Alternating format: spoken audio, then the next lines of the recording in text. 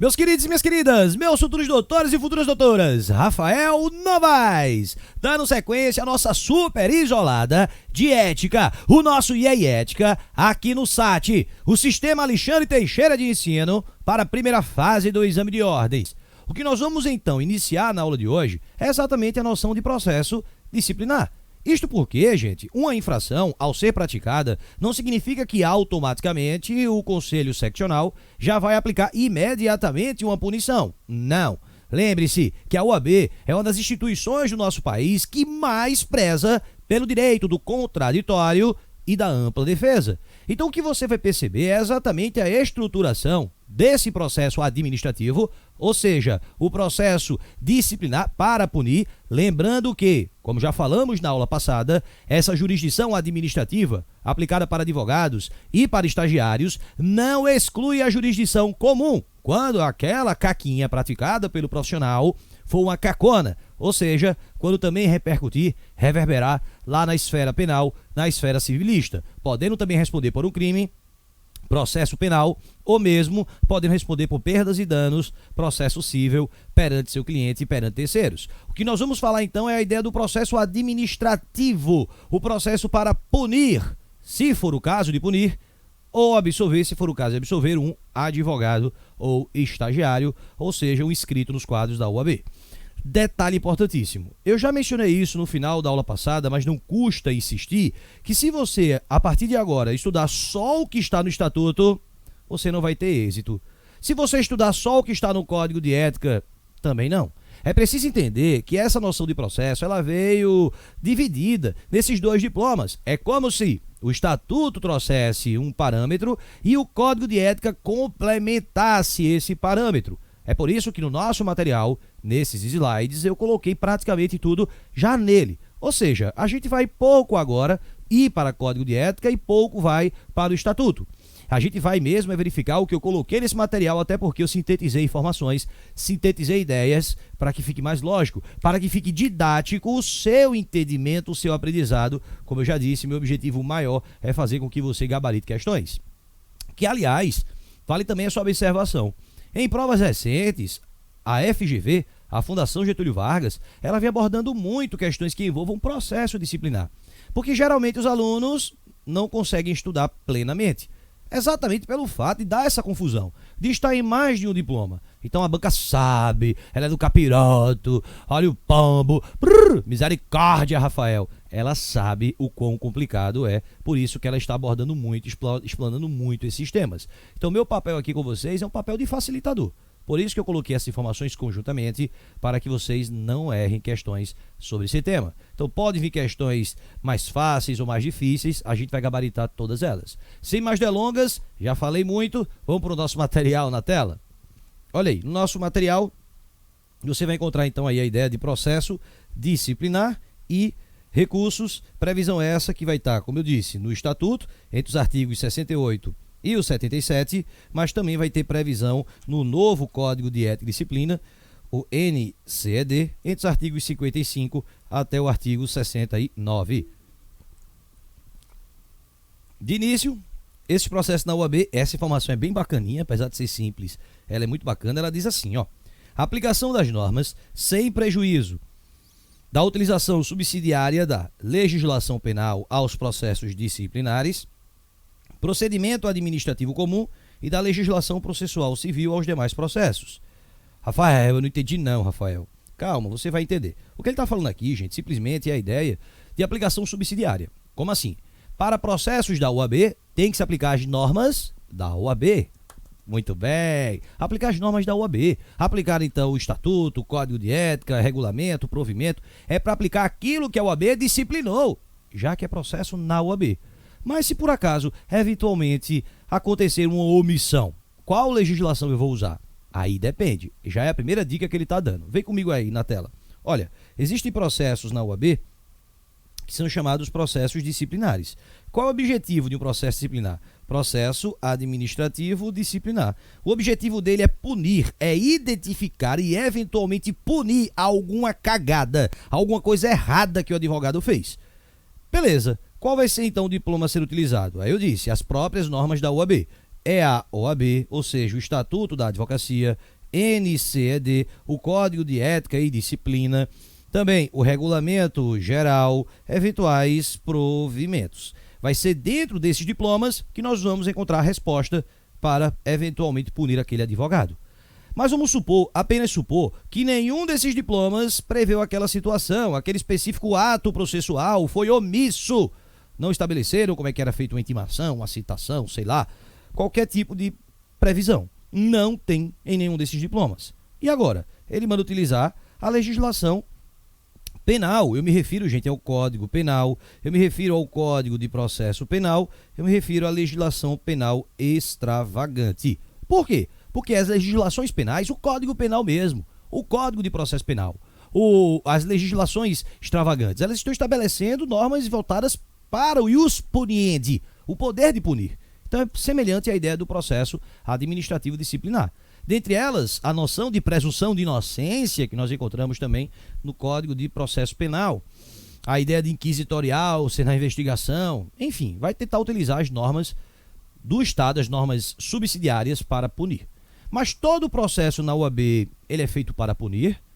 Claro que não. Existem procedimentos administrativos internos que não são feitos para punir.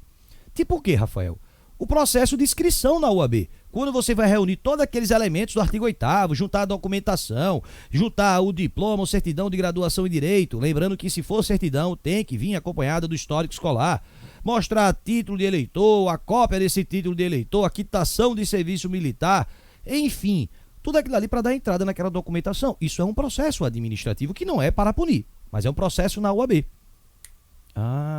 Querem outro? Lembram que a gente falou sobre incompatibilidade, tibilidade e o impedimento, incompatibilidade e proibição total, impedimento parcial. Lembra disso? Tito, pipa, misericórdia. Isso, gente. E lá você viu comigo que o servidor público, a um primeiro momento, ele só está se bronzeando. Ele não queima. Ele só queima se tiver aquelas qualificações. Servidor público do judiciário, queima ou não queima? Queima, né? Queima. Queima, a gente tá perto do sol. Vai virar incompatível. Atividade policial, militar na ativa, auditor, mas nós também falamos aqueles que tenham um cargo de direção. Lembram disso? Estão mais próximos do sol. Mas vem cá, e se for aquele cargo do almoxarifado, papel higiênico, detergente, tem poder de influência na vida de alguém? A gente viu que não.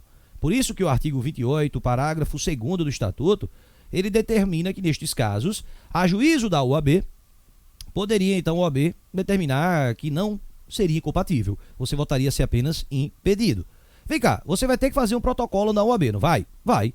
Você vai ter que perguntar, OAB, olha, eu virei diretor aqui do departamento, uma direção aqui no funcionalismo público, e agora, eu vou poder continuar com esse meu cargo de direção, vou poder continuar advogando? Você inaugurou um processo administrativo dentro da OAB que não é para punir. Então, cuidado. Todo processo administrativo na OAB é para punir? Não. Então, existe o processo para punir? Existe. Processo administrativo disciplinar. Mas também existem outros processos administrativos. Verificar se você é incompatível, requisitar alguma documentação, pedir algum esclarecimento perante a OAB. Pois bem, quais serão, então, os diplomas que devem ser utilizados? O mesmo, criatura, é a OAB, Código de Ética e Disciplina, Regulamento Geral e também provimentos. Rafael, mas supondo que aconteceu a mesma coisa, não encontraram em nenhum desses a resposta. E agora, o que utilizar? Aí ele manda utilizar subsidiariamente a legislação sobre processo administrativo comum ou então a legislação processual civil, o novo Código de Processo Civil, que na verdade não pode mais estar chamando de novo, né, gente? Vamos chamar de Código de Processo Civil. Novo mesmo, eu só chamo o Código de Ética, que você já sabe, é para que você não se confunda com o Código de Ética de 1995.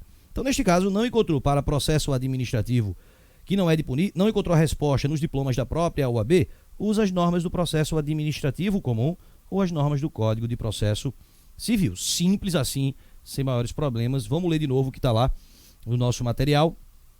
A aplicação das normas, sem prejuízo da utilização subsidiária da legislação penal aos processos disciplinares e do procedimento administrativo comum e da legislação processual civil aos demais processos que não seriam aqueles para punir.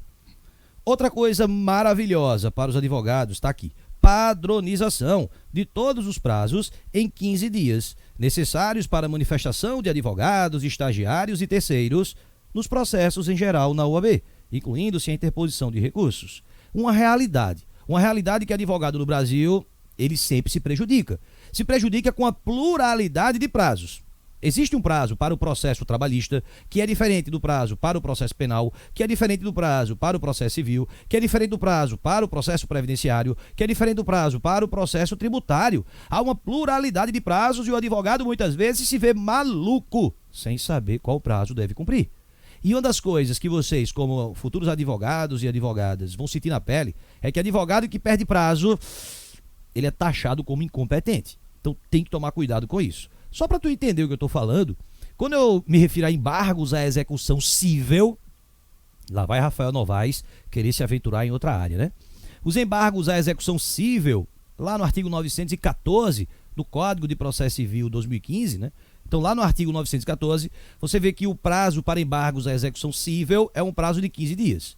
Agora, embargos à execução fiscal, o embargo do direito tributário, o artigo 16 da Lei 6.830 de 1980, a Lei de Execuções Fiscais, determina que o prazo é de 30 dias. Vejam, embargo cível, 15 dias. Embargo à execução fiscal, 30 dias. É só um exemplo da pluralidade de prazos. Para tentar evitar isso, para tentar evitar que advogado, estagiário ou até um terceiro que está atuando no processo na OAB perca um prazo, bora padronizar. Aqui não vai ter dor de cabeça, aqui a gente coloca a porra toda em 15 dias e foi isso que se estabeleceu, esse prazo sendo um prazo de 15 dias para padronizar. Agora resta-nos, aqui é que é lasca, resta-nos entender quando se inicia esse prazo. Presta atenção. Se ocorrer uma comunicação por ofício ou notificação pessoal, o prazo será contado a partir do dia útil imediato ao da notificação do recebimento. Rafael, como é, Rafael? Sim. Se a comunicação for como? Se a comunicação for por ofício ou notificação pessoal. O prazo será contado a partir do dia útil imediato ao da notificação. Dia útil imediato ao da notificação do recebimento. Rafael, entendi. Então, se for por ofício ou notificação pessoal, dia útil imediato, então começa no outro dia. Não. Começa no mesmo dia, caramba. Se for dia útil.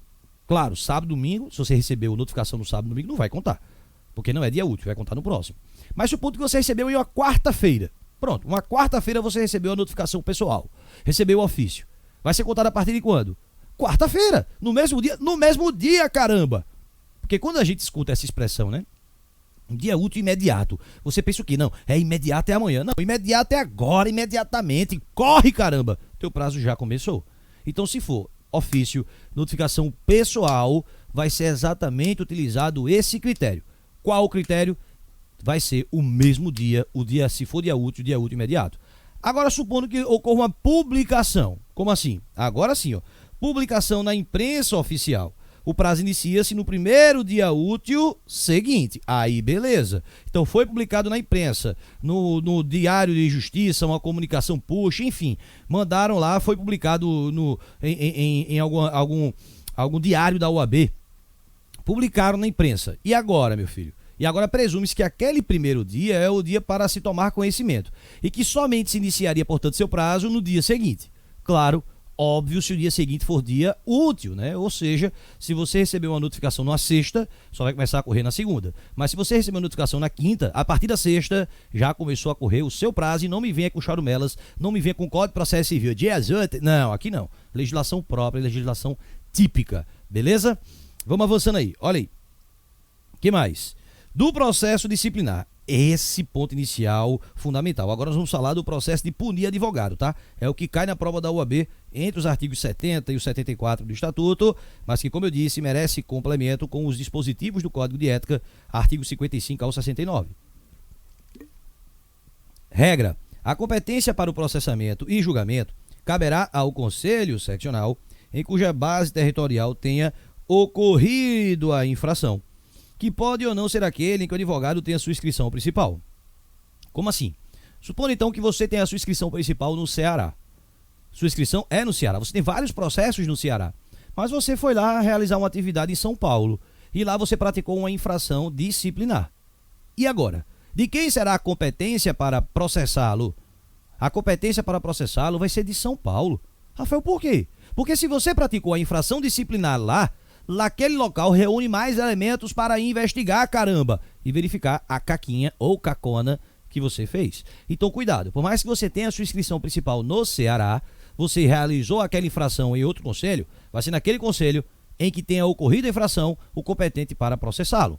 Certo, Rafael, processou, tudo bonitinho. Agora chegou no momento de julgar. Quem é que vai julgar? Veja, processar São Paulo, ok. Mas o julgamento vai acontecer aonde? O julgamento vai acontecer no Ceará, onde tem inscrição principal, no meu exemplo, ou vai ser lá em São Paulo? O julgamento ocorrerá em São Paulo também. Rafael, que pegadinha, Rafael. Eu já tinha dito aqui, Ceará, que pegadinha. Pois é o pombo. Misericórdia, vai-te embora, sai daqui. Show, pombo. Gente, cuidado, tá? O processamento e julgamento. Processamento e julgamento vai acontecer lá em São Paulo. Essa é uma pegadinha que muitos alunos bons acabam caindo, porque a prova ela induz, a alternativa vai dizer isso. Caberá o processamento no conselho seccional em que tenha ocorrido a infração, ou seja, no meu exemplo, São Paulo, ponto. Porém, considerando que a inscrição principal do advogado encontra-se no estado do Ceará, cabe àquele conselho aplicar uma punição por meio de um julgamento. Conversa fiada. Quem vai processar e julgar é onde aconteceu a infração. Rafael, depois que julgarem agora, aí aquele conselho vai comunicar o Conselho Seccional do Ceará para aplicar, então, para colocar nos registros do advogado aquela respectiva punição. Lembrando que poderia ser, então, uma censura com atenuantes, pode ser convertida em advertência, pode ser uma suspensão, 30 dias a 12 meses, lembrando que em 3 situações podem ultrapassar 12 meses, a inépcia profissional até novas provas de habilitação, prestação de contas até prestar contas e dever valores para o AB, que o Supremo disse não mais aplicar. E a outra situação, e a mais grave, é a exclusão, ser colocado para fora dos quadros da ordem, lembrando que é mediante deliberação de 2/3 dos membros daquele respectivo conselho. Então, cuidado com isso também. Muita atenção. Fechado? Vamos voltar aí porque nós temos uma exceção. Quer dizer, então, que eu tenho uma inscrição principal no Ceará, pratiquei minha infração em São Paulo processa e julga. Porém, olha aí, se a infração for cometida perante o Conselho Federal, caberá a ele, Conselho Federal, o poder de punir, tá, gente? Então, cuidado com essa exceção. Existe uma observação, não é exceção, é uma observação que eu vou fazer mais à frente com vocês. Cuidado, é uma observação. Mas se preocupe não, que eu lembro você quando a gente chegar nela. Vamos avançando. Ocorrendo decisão condenatória irrecorrível, o Conselho Seccional processante comunicará o respectivo Conselho Seccional em cujo advogado tem sua inscrição principal para registro em seus assentamentos. Então vê que bacana. Processou, julgou, agora vai remeter para aquele em que ele tem a inscrição principal para colocar em seus registros, para colocar em seus assentamentos. Como é que se inicia um processo disciplinar? Esse tema caiu recentemente, deve ter 2 ou 3 provas aí passadas, um tema muito bom e os meus alunos, na hora da prova, riram e fizeram muito e a ética. Como é que começa? Olha aí, para ser instaurado, ele pode ser de ofício, quando o conselho obter informações sobre o fato através de fonte idônea ou em virtude de comunicação de autoridade competente. Observem que isso está no artigo 55 do Código de Ética. Quem levanta a bola é o Estatuto, quem finaliza é o Código de Ética. Observa, então pode ser que o conselho comece de ofício? O próprio conselho seccional vai iniciar aquele processo disciplinar. De ofício, sim, fonte idônea ou autoridade. Lembra que a gente até comentou em algumas aulas anteriores que se não tiver defensoria pública disponível, o juiz ele poderia então chamar você, advogado, para atuar naquele caso, né? Um defensor dativo, nomeado, ad hoc, e que os honorários serão pagos de acordo com a tabela pelo Estado, só Deus sabe quando é que você vai receber. Mas a gente falou sobre isso. Então tá você lá, já fiz o que tinha pra fazer, vou pra casa agora, vou descansar, vou pra academia, mais tarde eu vou sair com o gato, eu vou sair com a gata. De repente o juiz abre a porta do corredor, olha pra você e diz: você é advogado? Você é advogada? Você tem vontade de dizer: sou protozoário, mas não pode. Mas você diz: sou advogado. Diz: olha, não tem defensor público disponível, quero que você atue aqui. Você tem algum motivo justificado para não atuar? Não, não tem motivo justificado não. Então venha. Não vou não. Como é? Não vou, excelência. Mas você não tem nenhuma desculpa. Não vou, não importa, não sou obrigado. Tchau, excelência. E vai embora. Ah, é? Pode então a autoridade competente, no caso o magistrado, mas poderia ser um promotor de justiça, se fosse no âmbito do Ministério Público, ou um delegado de polícia, se fosse no âmbito do inquérito policial ou investigação policial, pode sim a autoridade competente notificar o OAB. Se o OAB notificando que aconteceu tal, tal e tal situação, quero que você então instaure processo disciplinar contra o advogado. A OAB recebe, ela não é obrigada, mas ela recebe e pode então instaurar aquilo dali. Eu estou dizendo que ela não é obrigada porque você vai perceber comigo que existe uma fase pré-processual.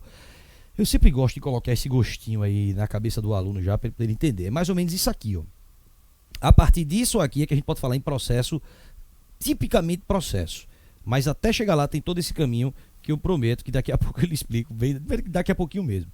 Eu lhe explico detalhadamente. Mas o que eu quero que você entenda é que uma autoridade pode, então, determinar que a OAB, ou pedir que a OAB instaure um processo disciplinar contra um advogado, a exemplo desse do magistrado que eu aqui mencionei.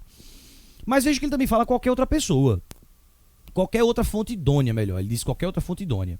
Gente, certa vez caiu em uma prova da UAB uma questão que falava então que a UAB recebeu missiva anônima, ou seja, um recadinho, colocado embaixo da porta da UAB, falando que o advogado fulano de tal tinha praticado tais infrações disciplinares. A UAB pode utilizar aquilo ali como sendo fonte idônea? Não. Sabe por que não pode? Porque o artigo 55, parágrafo 2º do Código de Ética, ele faz um IE ética e diz que não é possível o anonimato. Anonimato não é considerado fonte idônea. Porque senão, gente, muitas pessoas poderiam se valer do véu do anonimato para então só prejudicar um advogado, ainda que ele não tivesse praticado uma infração.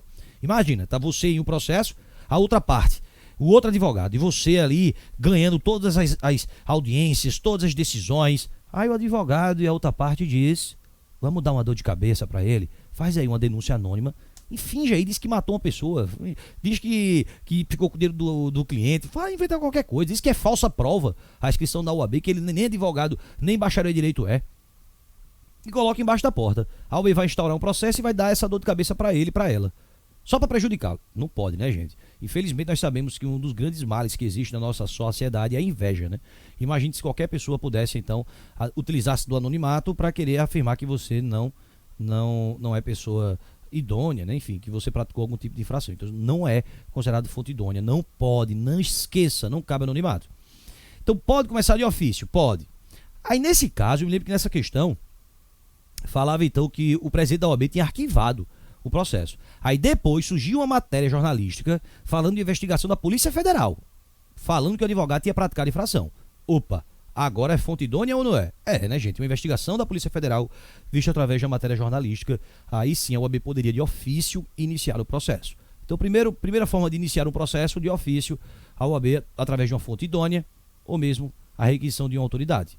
Mas também pode mediante representação. Qualquer interessado poderá formular representação perante o presidente do Conselho Seccional ou subseção, por escrito ou verbal, identificando-se e narrando os acontecimentos que ensejariam a infração disciplinar em conjunto com provas existentes. Um detalhe importante aqui. Qual é o detalhe? Primeiro, ele disse para se identificar. Então, não cabe anonimato, como a gente já trabalhou.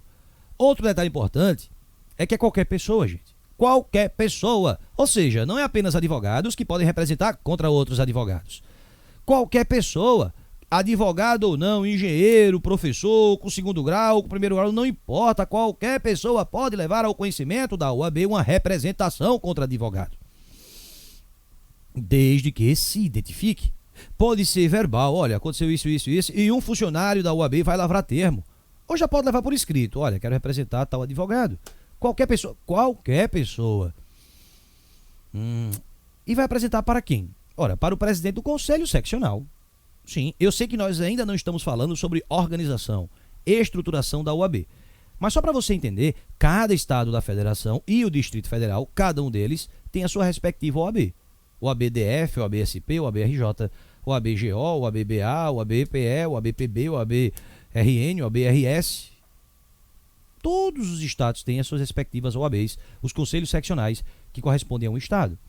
E eles, consequentemente, têm também seu presidente. Então vai encaminhar para ele. Rafael, oi. Essas sedes da OAB geralmente ficam onde? Nas capitais, né? Então, se eu falo na Bahia, certamente fica em Salvador. Se eu falo em Pernambuco, fica em Recife. Se eu falo no Ceará, fica em Fortaleza. Se eu falo em São Paulo, fica em São Paulo, capital. Rio de Janeiro, capital. Mato Grosso do Sul, Campo Grande. Mato Grosso, Cuiabá. Enfim, geralmente elas ficam nas capitais. E se por acaso a infração aconteceu lá no interior daquele estado, no interiorzaço, 600 e não sei quantos quilômetros de distância. A infração aconteceu ali. Uma pessoa viu, ou outro advogado, ou qualquer pessoa viu, quer representar. Vai ter que levar até o Conselho Seccional, até a capital, vai ter que pegar um avião, ou um carro, ou um ônibus, ou um jegue, carroça. Longe demais, eu perdi o dia todo para representar. Deixa pra lá um caramba. Exatamente para evitar a impunidade nessas situações, também é possível levar à subseção. Aí você pode estar agora se perguntando, e que porra é subseção? Gente, a subseção é exatamente braços que a OAB cria para conseguir alcançar a maior quantidade de advogados, notadamente fora do centro, fora da capital, em litorais ou interior, ou na região de campo, para poder assim fazer com que a OAB se represente em todo aquele estado. Para você ter ideia do que eu estou falando, uma subseção ela nem precisa ser o município todo. Ela poderia ser apenas um pedaço de um município, ou ela poderia ter vários municípios juntos. Subseção Sertão, subseção Agreste, subseção Campos, enfim. São pequenos braços, como a gente vai falar daqui a pouco. Eu não quero antecipar esse tema, mas só para você entender. Então é possível que eu leve aquela representação para a respectiva subseção? É. Caramba, o Conselho Seccional é a 600 e não sei quantos quilômetros, mas a subseção fica aqui na cidade do lado, é 20 quilômetros de distância. Vou lá. Pode sim, gente. Pode levar. Então, para que você tenha ideia, e com isso a subseção vai recepcionar com os mesmos critérios, verbal ou por escrito, tem que se identificar qualquer pessoa para que ele se remeta ao Conselho Seccional e possa ser realizado aquela instrução. Esses conselhos seccionais, os estados, eles podem criar tribunais de ética e disciplina, o chamado TED, cujo objetivo é exatamente identificar esse tipo de infração. Todos os estados atualmente já têm seus respectivos TEDs. E esses TEDs, então, mediante recebimento do presidente, mediante recebimento lá do presidente da subseção ou do Conselho Seccional, vai enviar para o TED, para que esse Tribunal de Ética e Disciplina faça toda a instrução e verifique na fase que nós denominamos de fase pré-processual, para ver se realmente aquilo ali merece virar um processo contra advogado.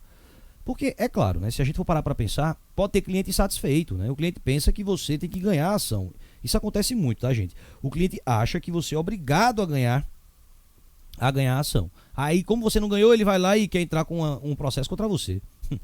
Meu amigo, a advocacia é atividade meio e não o fim. O fim é uma consequência. Ou então um vizinho insatisfeito, ou então um invejoso, um inimigo, uma inimiga sua, enfim. Então, nem tudo vai virar efetivamente processo.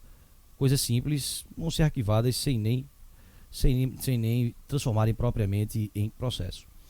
Para a gente fechar esse bloco, então, entendam, um processo na OAB, ele pode começar de ofício, pela própria ordem, fonte idônea ou autoridade administrativa, ou então ele pode começar por representação, qualquer pessoa pode levar para a OAB, lembrando que não pode anonimato. O anonimato, ele é vedado. Mas para a gente poder entender melhor, vamos no material na tela. Olha aí, compete ao Tribunal de Ética e Disciplina da respectiva seccional julgar os processos disciplinares instituídos pelas subseções, já que ele pode começar por lá, ou por relatores do próprio Conselho, com suas competências definidas no Código de Ética e Disciplina. Então lembre, os conselhos criam o Tribunal de Ética e Disciplina e cabe a eles então julgar esses processos. O Tribunal de Ética e Disciplina do Conselho em que detém a inscrição principal, o advogado, poderá suspendê-lo preventivamente, quando o caso tomar repercussão prejudicial à dignidade da advocacia, depois de ouvi-lo em sessão especial. Neste caso, o processo disciplinar deve ser concluído no prazo máximo de 90 dias. Previsão do Estatuto, junto com o Código de Ética, muita atenção com isso.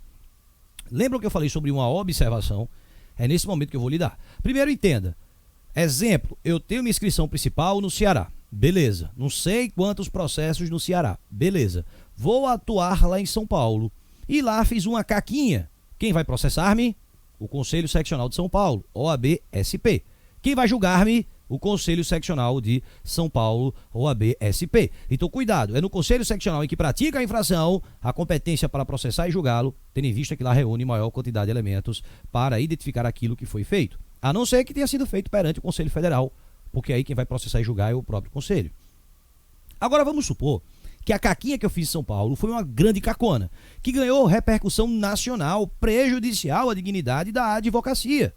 Durante aquele processo, talvez eu possa ser suspenso preventivamente. Ou seja, a OAB impedir, me proibir de atuar, tendo em vista que a repercussão pegou muito mal para todos aquilo que eu havia feito. Quem detém essa competência? É o Conselho Federal? Não. Quem detém essa competência é a OAB São Paulo, onde eu pratiquei a infração e estou respondendo ao processo? Também não. Quem pode realizar, neste caso, é onde tem a inscrição principal. Tá vendo você que isso é batata para cair em prova, porque o aluno vai fazer confusão. Perante o Conselho Federal é quando foi infração no Conselho Federal. Conselhos seccionais, onde eu pratico a infração, vai me processar e julgar. Agora, se for suspensão preventiva, onde eu tenho uma inscrição principal. Eu vou ser ouvido antes, em uma sessão especial. Por quê? Porque me tirar a possibilidade de ficar atuando profissionalmente, já que eu ainda não estou julgado, estou ainda respondendo ao processo, é me retirar o direito de trabalhar. É retirar-me a minha verba de natureza alimentar. Então, por isso que devo ser ouvido previamente, em sessão especial. E caso venha a ser aplicada essa suspensão preventiva, essas investigações elas devem finalizar-se no prazo de 90 dias. Exatamente para que eu possa voltar a atuar. Se passou 90 dias, o processo principal ainda não foi julgado, paciência, aquela minha suspensão cessa e eu volto a atuar. Ok? Então cuidado com isso. Bom, avançando, que nós vamos encontrar ainda, instaurado o processo, seu trâmite correrá sob sigilo até o seu término, apenas tendo acesso às suas informações às partes, seus defensores e à autoridade judiciária competente. Claro, eu até já havia mencionado isso aqui antes. A pior coisa que existe é o julgamento social. Imagina então se fosse dada ampla divulgação de que um advogado ainda está respondendo a um processo. Talvez a sociedade, talvez outros advogados, talvez seus clientes acabassem já julgando aquele advogado. Tá vendo aí? Eu sempre soube, nunca me cheirou bem, safado, safada, não presta, bandido, bandida. E no final, o advogado ou a advogada foi até julgado inocente, comprovou que não fez aquilo. Tarde demais. Toda a sua imagem já foi para o lixo. Então, para evitar que essa situação aconteça, sigilo durante o tramitar desse processo, porque talvez o advogado sequer tenha efetivamente praticado aquela infração. Então, cuidado com isso, tá bom? Já vi uma questão que falava sobre isso. Dizia que duas advogadas se encontraram no fórum e uma virou para outra e disse: "Miga, sua louca, estou sabendo que você está respondendo a um processo. Foi publicado." Não pode, é sigiloso. O gabarito era exatamente nesse sentido. Avançando, recebida a representação, o presidente deve designar relator a quem compete a instrução do processo e o oferecimento de parecer preliminar, a ser submetido ao Tribunal de Ética e Disciplina. Percebam, então, recebeu a representação. Tá tudo certo, não foi anonimato? Não. Por escrito ou verbal? Isso. O presidente vai fazer o quê? Vai designar um relator. Para quê? Para que ele faça a instrução do processo e ofereça parecer preliminar, a ser submetido ao Tribunal de Ética e Disciplina. Parecer preliminar. Preliminar. Percebam que ainda não é o processo. É uma fase pré-processual. Ao representado será assegurado amplo direito de defesa, podendo acompanhar o processo em todos os termos, pessoalmente ou por intermédio de procurador, oferecendo defesa prévia após ser notificado. Defesa prévia, ou seja, o direito de contraditório e ampla defesa não é apenas exercido quando o processo é instaurado. Já na fase pré-processual, é dado esse poder ao advogado, para que assim ele possa demonstrar: não faz motivo, não faz sentido eu responder a um processo, foi um cliente insatisfeito. Não dá para querer me processar por conta de uma situação dessa. Então é dado a ele esse direito de defesa prévia. Ofertada a defesa prévia, o relator poderá se manifestar pelo indeferimento liminar da representação, decidindo o presidente do Conselho Seccional quanto ao arquivamento ou não. Então o relator que foi designado vai dizer: senhor presidente, isso é uma briga de vizinho, briga de galinha, isso é um cliente satisfeito, meu voto é pelo arquivamento. O presidente vai olhar e vai dizer: não, eu quero instaurar. Ele pode,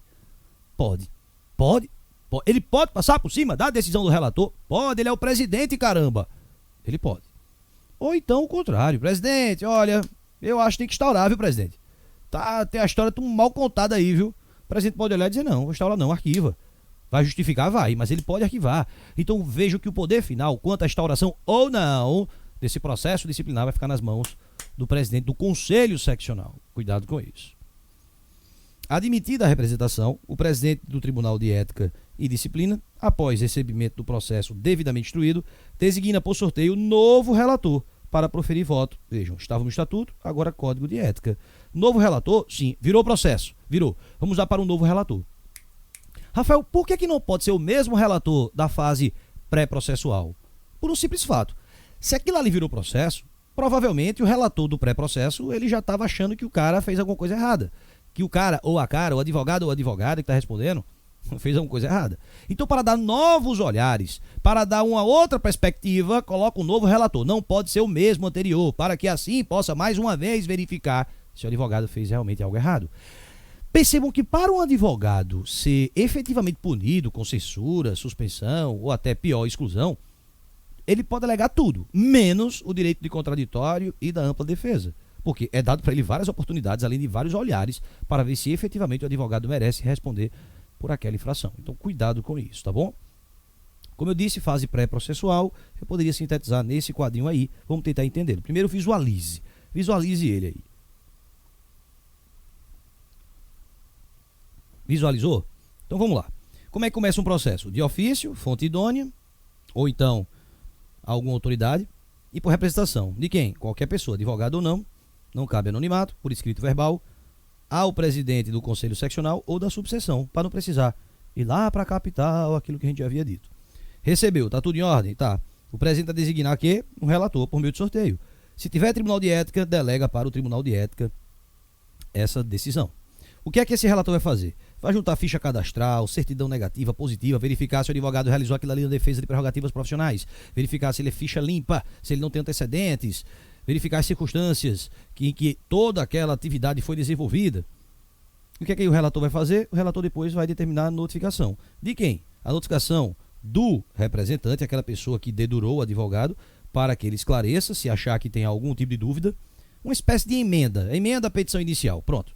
Ou então ele já vai chamar o próprio advogado, advogada, para fazer a defesa prévia. Então, ou ele manda, olha, não entendi muito bem não os fatos, chama aí quem representou, ó, isso aqui não está claro não, o que é que aconteceu, esclareça. Para aquela pessoa esclarecer, não, tá tudo certo, tá, realmente, vamos ver agora o advogado, defesa prévia.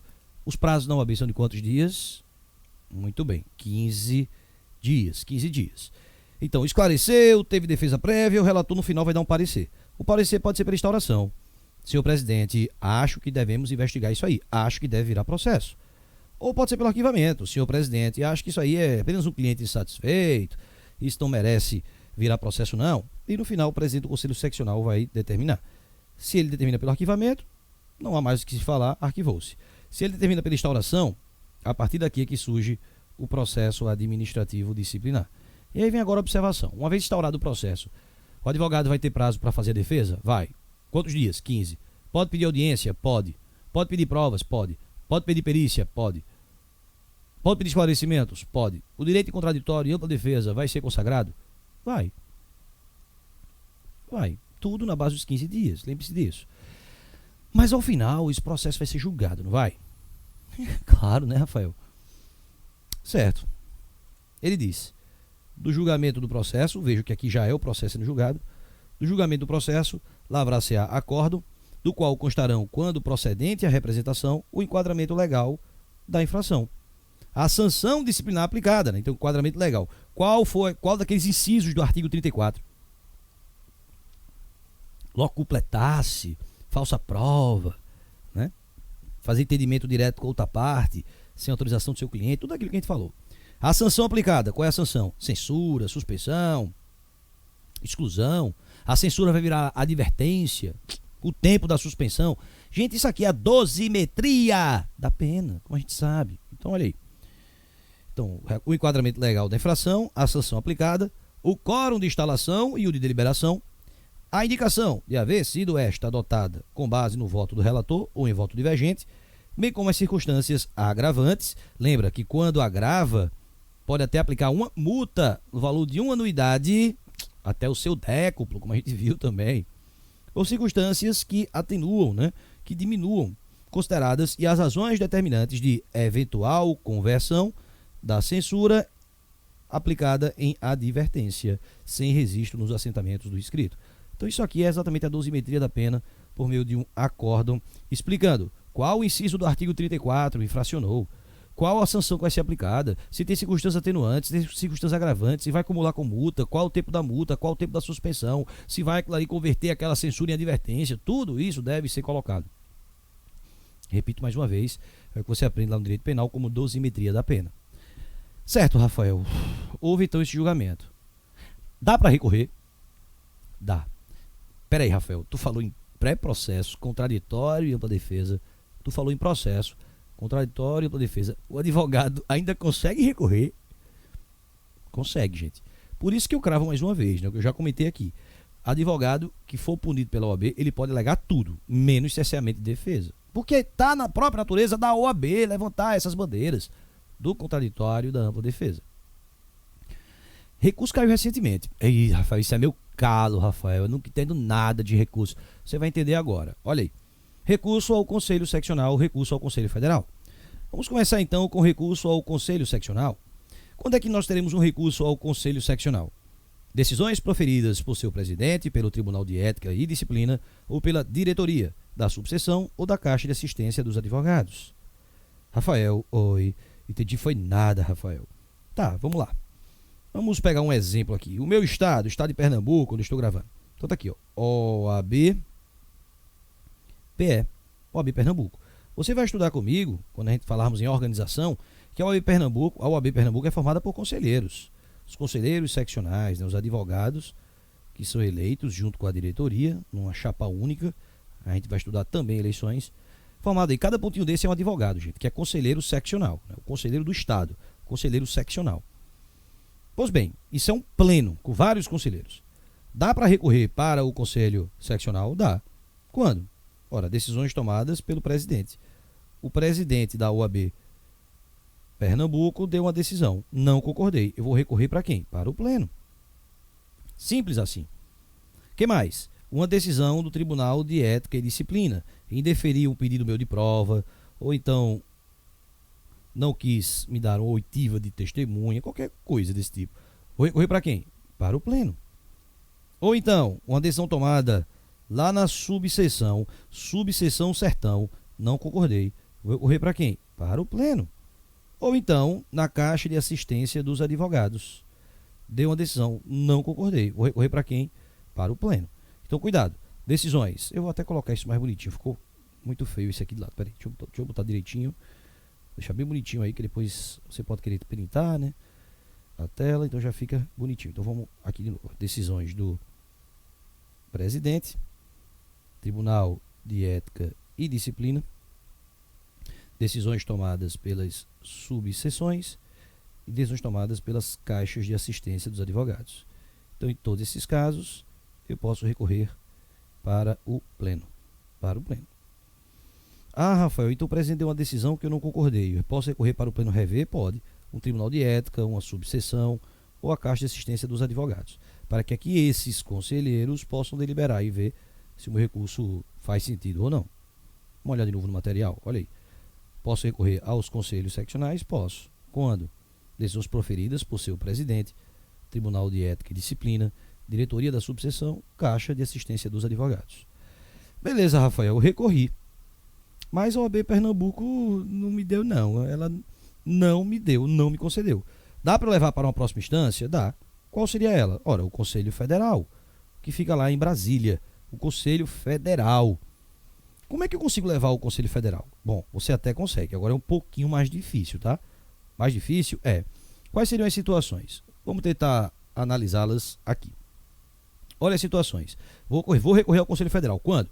Decisões definitivas proferidas pelo Conselho Seccional quando não tenham sido unânimes ou, sendo unânimes, contrarie o EA ou AB, o Estatuto, decisão do Conselho Federal ou de outro Conselho Seccional e ainda o Regulamento, o Código de Ética e Disciplina e os provimentos. Rafael, me perdi, Rafael. Vamos lá. Decisões não unânimes. Eu posso recorrer. Como assim? Um conselheiro pensou diferente. Já é uma decisão não unânime. Tem alguém que pensa diferente. Tem alguém que concordou comigo. Opa! Então, se não há uma unanimidade ali, meu amigo, é porque essa matéria ainda precisa ser rediscutida. Eu posso levar ao Conselho Federal. Basta um. Isso. Rafael, e se por acaso todo mundo votou no mesmo sentido? E agora? Eu consigo? Consegue também. Consigo. Unânime. Unânimes. Agora, para que eu consiga, eu vou ter que passar por um crivo maior. Apesar de todo mundo ter ido no mesmo sentido, feriu A ou a B. Aí diz código de ética e disciplina, regulamento, provimentos, decisões anteriores do próprio Conselho Federal ou de qualquer outro Conselho Seccional. Então, feriu qualquer um desses, também consegue levar ao Conselho Federal. Atenção, não é para ferir todos eles, porque aí também ia ser foda para conseguir recorrer, né? Olha, foi unânime, mas feriu o estatuto com código de ética, com provimento. Não, meu amigo, calma, basta que venha ferir um deles. Então a decisão aqui, por exemplo, foi unânime, porém feriu o estatuto. Pronto, já consigo. Ou então feriu um provimento, eu já consigo levar para o Conselho Federal.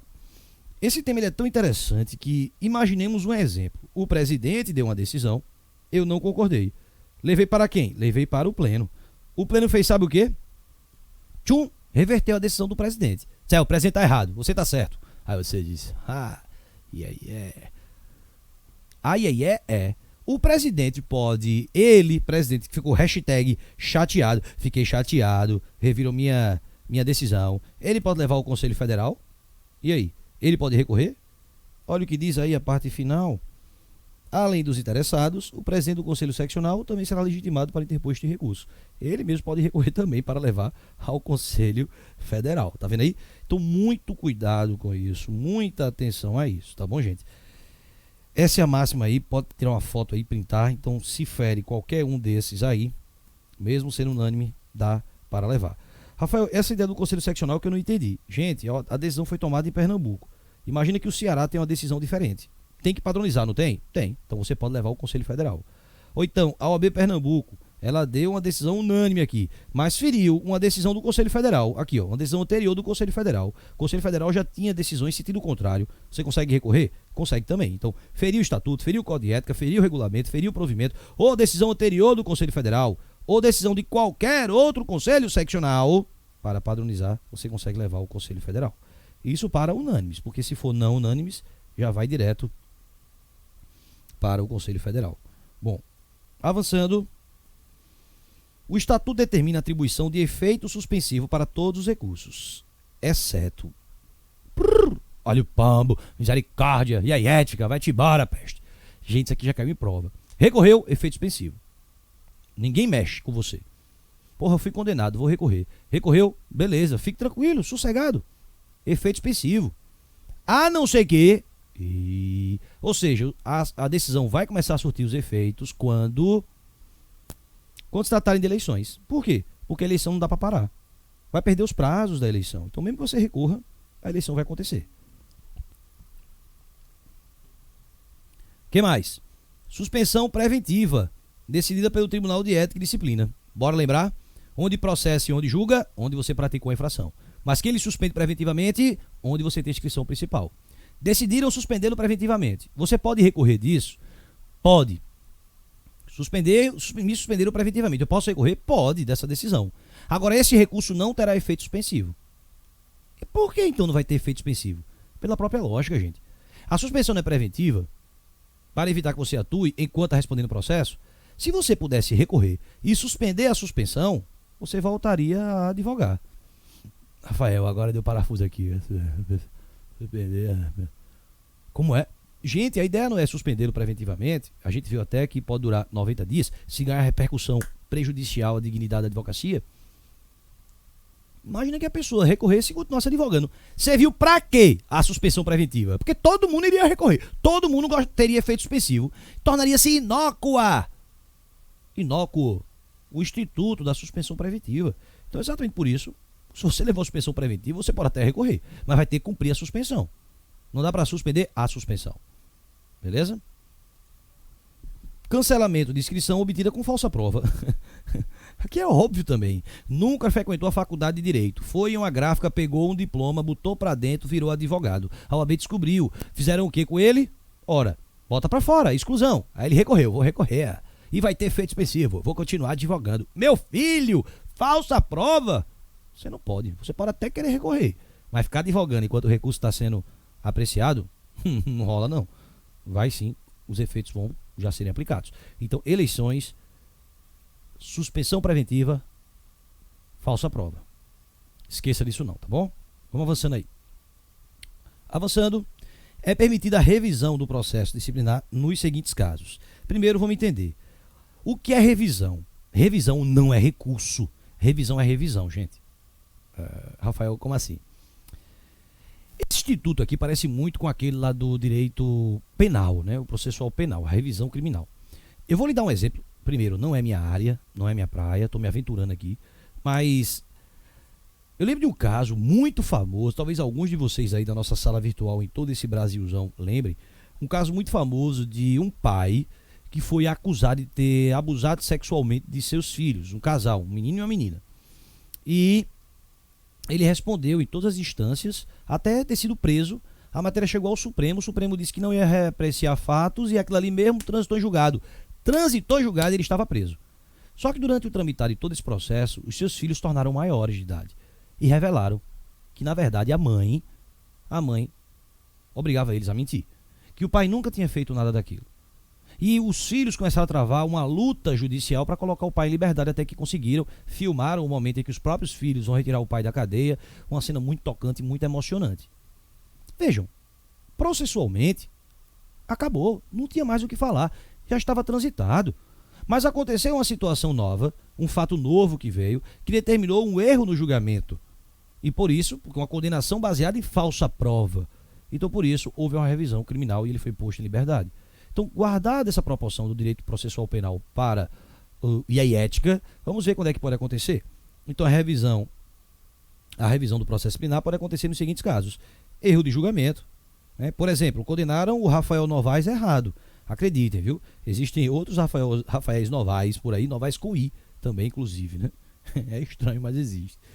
E condenação baseada em falsa prova, né? Por exemplo, imagina que o advogado ele foi condenado com base em um documento falsificado e lá na frente depois a pessoa que falsificou o documento deu colinho nos dentes, foi filmada, foi flagrada, ou Jesus tocou no coração dela e ela resolveu falar. Então pode ser feita a revisão. Para você ver que não é um recurso, quando a gente recorre sempre a uma instância acima, não é assim? Né? Presidente, Conselho Seccional. Tribunal de Ética, Conselho Seccional. Caixa de Assistência, Conselho Seccional. Conselho Seccional, o Conselho Federal. É sempre um acima quando é recurso. Aqui não, a revisão é o próprio órgão julgador. Olha aí, tem legitimidade para requerer a revisão, o advogado punido com a sanção disciplinar e a competência para julgamento será do mesmo órgão que emanou a decisão final. Exatamente para demonstrar que não se trata de um recurso, mas sim de uma mera revisão. E agora, para a gente poder fechar esse bloco, claro, questões é a parte que mais me interessa, Rafael, a parte de questões, é aliar teoria com a prática. Vamos nessa. O presidente de determinada seccional da UAB recebeu representação contra advogado, que nela era escrito, por meio de missiva anônima.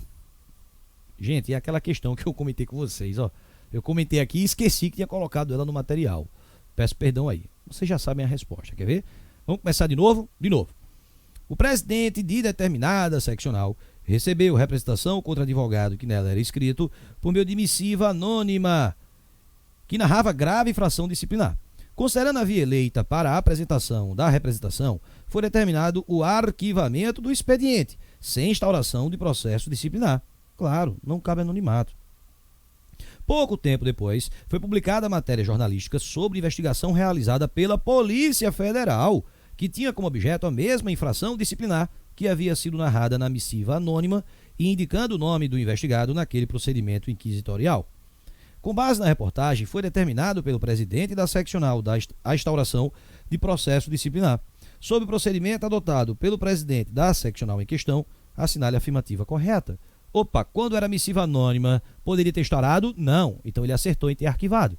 Mas a partir do momento em que a Polícia Federal fez uma investigação e a OAB tomou conhecimento por meio de uma reportagem, ela pode, de ofício, iniciar? Pode sim. Então, cuidado com isso, tá bom? A letra A diz, deveria ter instaurado o processo disciplinar quando recebeu a missiva anônima? Falso. Letra B, não poderia ter instaurado o processo disciplinar em nenhuma das oportunidades? Falso. Letra C, deveria ter instaurado o processo disciplinar em qualquer uma das oportunidades? Falso também. Se não é A, não é B, não é C, é a letra D de docinho de chocolate. Poderia ter instaurado o processo disciplinar a partir da publicação da matéria jornalística. Próxima questãozinha. Lina, cidadã que não exerce advocacia, deseja endereçar à presidência de certa subseção da OAB representação pela instauração de processo disciplinar em face de determinado advogado pelo cometimento de infrações éticas. Assim, ela busca se informar sobre como pode oferecer tal representação e qual a forma adequada para tanto. De acordo com o disposto no Código de Ética e Disciplina da OAB, Lina poderá oferecer representação pela instauração de processo disciplinar em face do advogado. Mas, vamos lá. Quem é que pode apresentar uma representação contra advogado? Só outros advogados? Não. Qualquer pessoa. Pode ser por escrito? Pode. Pode ser verbalmente? Pode. Tem que ser só perante o Conselho Seccional ou pode ser na subseção? Pode ser no presidente do Conselho Seccional ou na subseção, para evitar burocracia e impunidade. Cabe anonimato? Não. Anonimato não cabe, não. Então você já viu isso comigo, como é que se inicia. Então vamos nessa. Letra A, mas deve endereçá-la ao presidente do respectivo Conselho Seccional. Uma vez que receber e processar representações com tal conteúdo, não se inclui entre as atribuições das subseções? Falso, nós vimos que sim, que pode. Letra B, mas deve formulá-la ao presidente do Conselho Seccional ou ao presidente da subseção. A representação poderá ser realizada por escrito ou verbalmente, mas é necessária a identificação do representante, sob pena de não ser considerada fonte idônea. A alternativa correta, letra B, de bombom de chocolate. Observem que a letra C ela vai apresentar o erro quando diz que não se inclui entre as atribuições das subseções receber representações. Falso. E a letra D diz, deve formulá-la ao presidente do Conselho Seccional ou o presidente da subseção. A representação poderá ser realizada por escrito ou verbalmente, com ou sem identificação do representante. Falso, né, gente? Ele diz, será considerada fonte idônea, ainda que oferecida sem a identificação? Falso. Nós vimos que o anonimato não é fonte idônea. Próxima questão.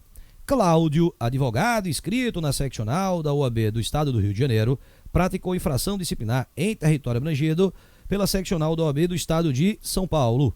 Após representação do interessado, o Conselho de Ética e Disciplina da seccional da OAB do Estado do Rio de Janeiro instaurou processo disciplinar para apuração da infração. Sobre o caso, de acordo com o Estatuto da OAB, o Conselho de Ética e Disciplina da seccional da OAB do Rio de Janeiro, a inscrição principal dele é no Rio de Janeiro, mas ele praticou a caquinha, a cacona, em qual Conselho Seccional? Em qual área? A área abrangida pelo Conselho Seccional de São Paulo. Quem é que vai processá-lo? São Paulo. Quem vai julgá-lo? São Paulo. A não ser que fosse perante o Conselho Federal. Estava certo quando o Rio de Janeiro fez isso? Estava não.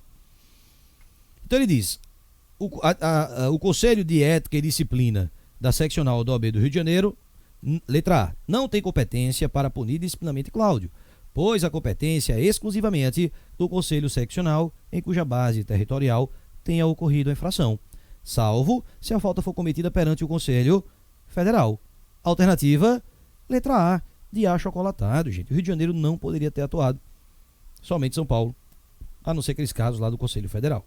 A letra B, letra C e letra D vai apenas querer afirmar que teria, sim, essa competência. Olha o que diz a letra B. Tem competência para punir, Cláudio, pois a competência é exclusivamente do Conselho em que o advogado se encontra inscrito? Não está escrito não, ele praticou infração.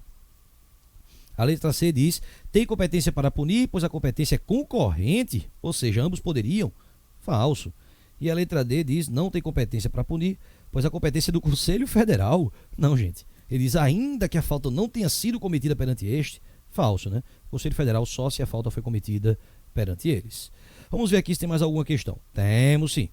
Lúcia, a advogada, foi processada disciplinamente e, após interposição de recurso, o Conselho Seccional do Estado de Pernambuco confirmou, por unanimidade, a sanção de suspensão pelo prazo de 30 dias, nos termos do artigo 37, parágrafo 1º do Estatuto da OAB. Lúcia verificou, contudo, existir decisão em sentido contrário em caso idêntico ao seu no Conselho Seccional do Estado de Minas Gerais. De acordo com o Estatuto da OAB, contra a decisão definitiva, unânime, proferida pelo Conselho Seccional do Estado de Pernambuco, lembre-se, quando a gente fala então em decisões não unânimes, vai direto para o Conselho Federal. Mas quando nós falamos em decisões unânimes, dá então para recorrer ao Conselho Federal? E aí, o que é que você acha? Dá, né? Dá sim para recorrer ao Conselho, desde que o quê? Desde que, aí você vai lembrar, venha a ferir uma daquelas situações. Tem uma pegadinha nessa questão. Uma das alternativas é uma pegadinha que você vai entender comigo. Pegadinha sutil. Observem então que a questão disse que ela foi punida disciplinarmente pelo Conselho Seccional de Pernambuco por unanimidade, a uma pena de suspensão. Mas ela achou um caso semelhante ao dela, cujo teor foi diferente, lá no Conselho Seccional de Minas Gerais. A decisão sendo unânime, dá para recorrer ao Conselho Seccional? Dá, porque feriu então a previsão lá do Conselho Seccional de Minas Gerais. Então, cuidado com isso. Vamos então para a nossa alternativa na tela. A letra A diz: não cabe recurso ao Conselho Federal em qualquer hipótese. Falso. Por quê? Porque sendo unânime se feria aí uma daquelas situações, estatuto, código de ética, regulamento, provimento, outra decisão anterior do Conselho Federal ou do Conselho Seccional, pode sim. Letra B. Cabe recurso ao Conselho Federal por contrariar decisão do Conselho Seccional de Minas Gerais. Sim, se contrariou decisão do Conselho Seccional de Minas Gerais, daria para recorrer sim. Mas vamos colocar uma bolinha aqui do lado. Letra C. Cabe recurso ao Conselho Federal se a decisão contrariar também decisão do Conselho Federal, e não apenas decisão do Conselho Seccional de Minas Gerais. Sim, claro, né? Se ele ferir ali o Conselho Federal, não é só pelo fato de ter ferido. Ele pode ter ferido, se ferisse uma decisão do Conselho Federal, já daria para recorrer. Bolinha do lado. E letra D diz: cabe recurso ao Conselho Federal em qualquer hipótese, ainda que não existisse decisão em sentido contrário do Conselho Seccional de Minas Gerais. Não, aí tá falso. Então, alternativa, letra B ou letra C? Rafael, nessa hora, as questões de ética são as primeiras, né? Isso. Aí eu sempre coloco bolinha, falta confiança ainda, né? Aí vou para as próximas. Aí vou fazer ali trabalho, processo penal, processo penal, tributário, empresarial, constitucional, administrativo, civil, processo civil, direitos humanos, internacional. Rafael, aí vou passar a limpo o gabarito, né?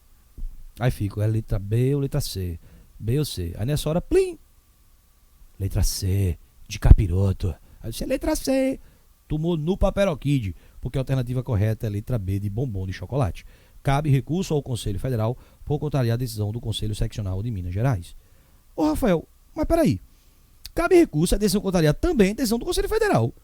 Então, se contrariasse a decisão do Conselho Federal, já daria para recorrer, Rafael. Olha aqui, Conselho Federal.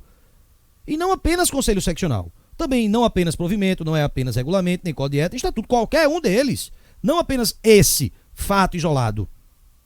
Concordo com você. Só que o teor da letra C não foi raciocinando com essa interpretação de texto que você deu.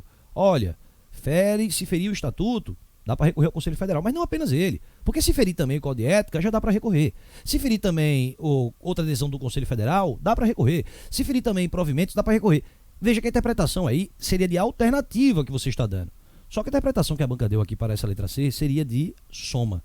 Ou seja, para que ela, Lúcia, conseguisse recorrer ao Conselho Federal, teria que ao mesmo tempo ter ferido decisão do Conselho Seccional de Minas Gerais e do Conselho Federal.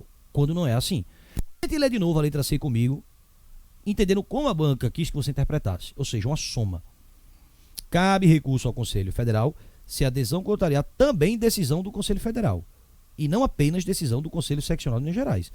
Não apenas não. Não apenas não. Não apenas não. Apenas sim.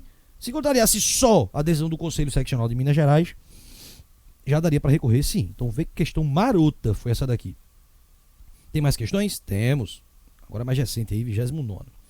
O Conselho Seccional X da UAB proferiu duas decisões, ambas unânimes e definitivas em dois processos distintos.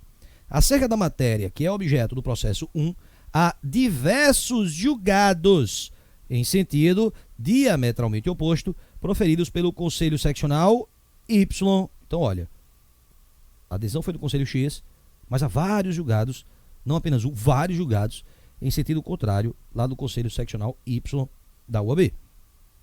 Quanto ao processo 2, há apenas uma decisão contrária, outrora proferida pelo Conselho Federal da UAB. Ou seja, o Conselho Federal já tinha se posicionado de maneira diferente. De acordo com a situação narrada, assinale a afirmativa correta. Então o Conselho X deu uma decisão, tem várias do Conselho Y contrariando. Dá para recorrer ao Conselho Federal? Dá. Feriu outra decisão do Conselho Seccional? Dá. O Conselho Seccional X deu uma decisão que contrariou apenas uma, só uma, dada pelo Conselho Federal. Dá para recorrer ao Conselho Federal? Dá também. Ele não especificou quantas precisariam estar contrariando. Basta contrariar uma delas. Já daria para recorrer sim ao Conselho Federal. Beleza? Então cuidado com isso. Os dois processos, mesmo decisões unânimes, um por contrariar uma decisão do Conselho Federal e outro por contrariar várias de outro Conselho Seccional, seriam-se passíveis de recurso. Lembrando, se fosse não unânime, vai direto. A letra A diz: cabe recurso da decisão proferida no processo 1 ao Conselho Federal da OAB, com fundamento na divergência com as decisões emanadas do Conselho Seccional Y. Também cabe recurso à decisão proferida no processo 2 ao Conselho Federal da OAB, com base na divergência com a decisão anterior do Conselho Federal. Alternativa, letra A de achocolatado, é a nossa resposta. As demais alternativas, gente, só vão complicar um pouco, né? Mas vamos ler. Não cabe recurso da decisão proferida no processo 1. Já está errado, cabe sim. Letra C. Cabe recurso da decisão no processo 1 ao Conselho Federal da OAB, com fundamento na divergência com as decisões emanadas no Conselho Seccional Y. Ok. No entanto, não cabe recurso da decisão proferida no processo 2 ao Conselho Federal, com base na divergência anterior do Conselho Federal. Falso. Cabe sim recurso no processo 2, no processo 1 e no processo 2. Letra D. Não cabe recurso nas decisões proferidas do processo 1 e 2. Pelo amor de Deus, né, gente? Claro que não. Então, muito cuidado com isso. Aí ele colocou, tendo em vista a definitividade. Aí você pensa, pronto, transitou julgado. Não, ele não disse transitou julgado, ele usou a palavra definitividade. Isso é o capiroto, Rafael. Pois é. Avançando, próxima questãozinha. O Tribunal de Ética e Disciplina, de certo, o Conselho Seccional da UAB, decidiu pela suspensão o quê? Preventiva do advogado Hélio, acusado em processo disciplinar. Hélio, todavia, interpôs recurso cabível contra tal decisão. Considerando as regras dos recursos em processo que tramitam perante a OAB, bem como a situação descrita, assinale a afirmativa correta. Hélio foi suspenso preventivamente. Hélio pode recorrer? Pode. O direito contraditório e ampla defesa é dado amplamente. A questão é, em regra, os recursos terão efeito suspensivo, não é isso? Isso. Então você recorre e fica sossegado. Mas existem 3 situações em que não vai ter efeito suspensivo, ou seja, a decisão vai surtir seus efeitos. Quando se tratarem de eleições, muito bem. Quando realizarem falsa prova, muito bem. E quando for suspensão preventiva, eu até disse, vai tornar o Instituto inócuo se você puder suspender a suspensão preventiva. Ou seja, Hélio, tu pode recorrer, Hélio. Em regra, recurso tem efeito suspensivo, Hélio. Mas esse teu não vai ter, não. Vai ter que responder à suspensão preventiva. A letra A diz, em regra, os recursos em processo que tramitam perante o OAB têm efeito suspensivo. Ok. Assim, no caso narrado, o recurso interposto por Hélio será dotado do aludido efeito? Falso. Suspensão preventiva? Chorou para Hélio. Letra B. Em regra, os recursos em processos que tramitam perante a OAB não têm efeito suspensivo? Gente, eu vou até parar de ler o resto, porque em regra tem efeito suspensivo, sim. Letra C. Em regra, os recursos em processos que tramitam perante a OAB têm efeito suspensivo. Ok, beleza. Todavia, o recurso manejado por Hélio se inclui em hipótese excepcional, na qual é vedado o efeito suspensivo. Letra C de chocolate é a nossa alternativa correta. A letra D diz, em regra, os recursos em processos que tramitam perante a OAB não têm efeito suspensivo. Já está errado também, né, gente? Por isso, gabarito letra C de chocolate. Mais uma questão, olha aí, bem recente também, misericórdia, não acaba mais não, para você ver como esse tema é importante, dê moral, minha joia, dê moral para essas questões que estão caindo recentemente, viu? Havendo indícios de que Sara obteve inscrição na Ordem dos Advogados do Brasil mediante prova falsa, foi instaurado contra ela processo disciplinar. Sobre o tema, assinale a afirmativa correta. Letra A. O processo disciplinar contra Sara pode ser instaurado de ofício ou mediante representação. Que pode ser anônima? Não, nós já vimos que não existe idoneidade quando a denúncia é anônima, né? Então não pode, gente, não pode não. Não existe idoneidade nisso, não pode o anonimato. Letra B. Em caso de revelia de Sara, o processo disciplinar seguirá independentemente de designação de defensor dativo. Claro que não, né?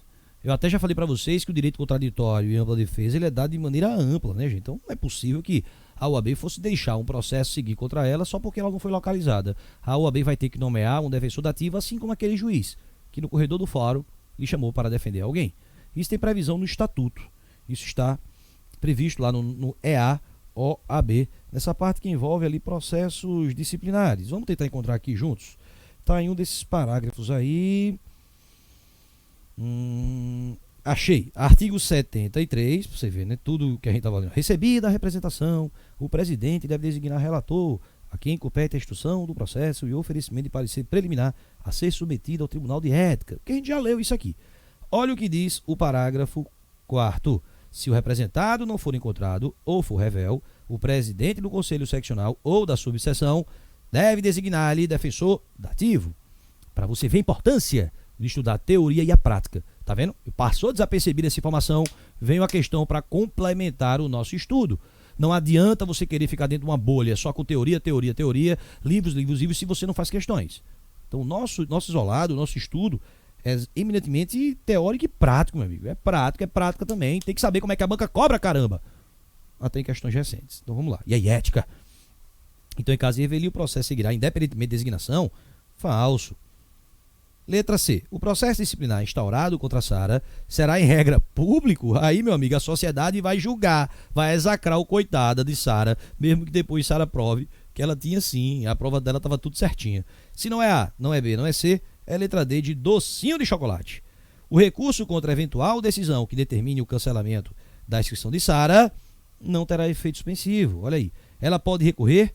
Pode, Sara. Porém, se for eleições, suspensão preventiva ou falsa prova, não tem efeito suspensivo. Uma única questão cobrada recentemente que trouxe vários elementos ali disso que a gente estudou sobre processo na UAB. Finalizamos então essa parte de processo, finalizamos. Vamos agora entrar em um novo tema também bem técnico e que vem caindo em provas recentes, mas cá para nós é decoreba também. Tanto é que a gente vai continuar nessa pegada de usar mais o nosso material aqui e fazer uma ou outra ponderação com os diplomas. Porque essas informações importantes eu coloquei todas no seu slide já para que facilite sua vida. Vamos lá, vem comigo.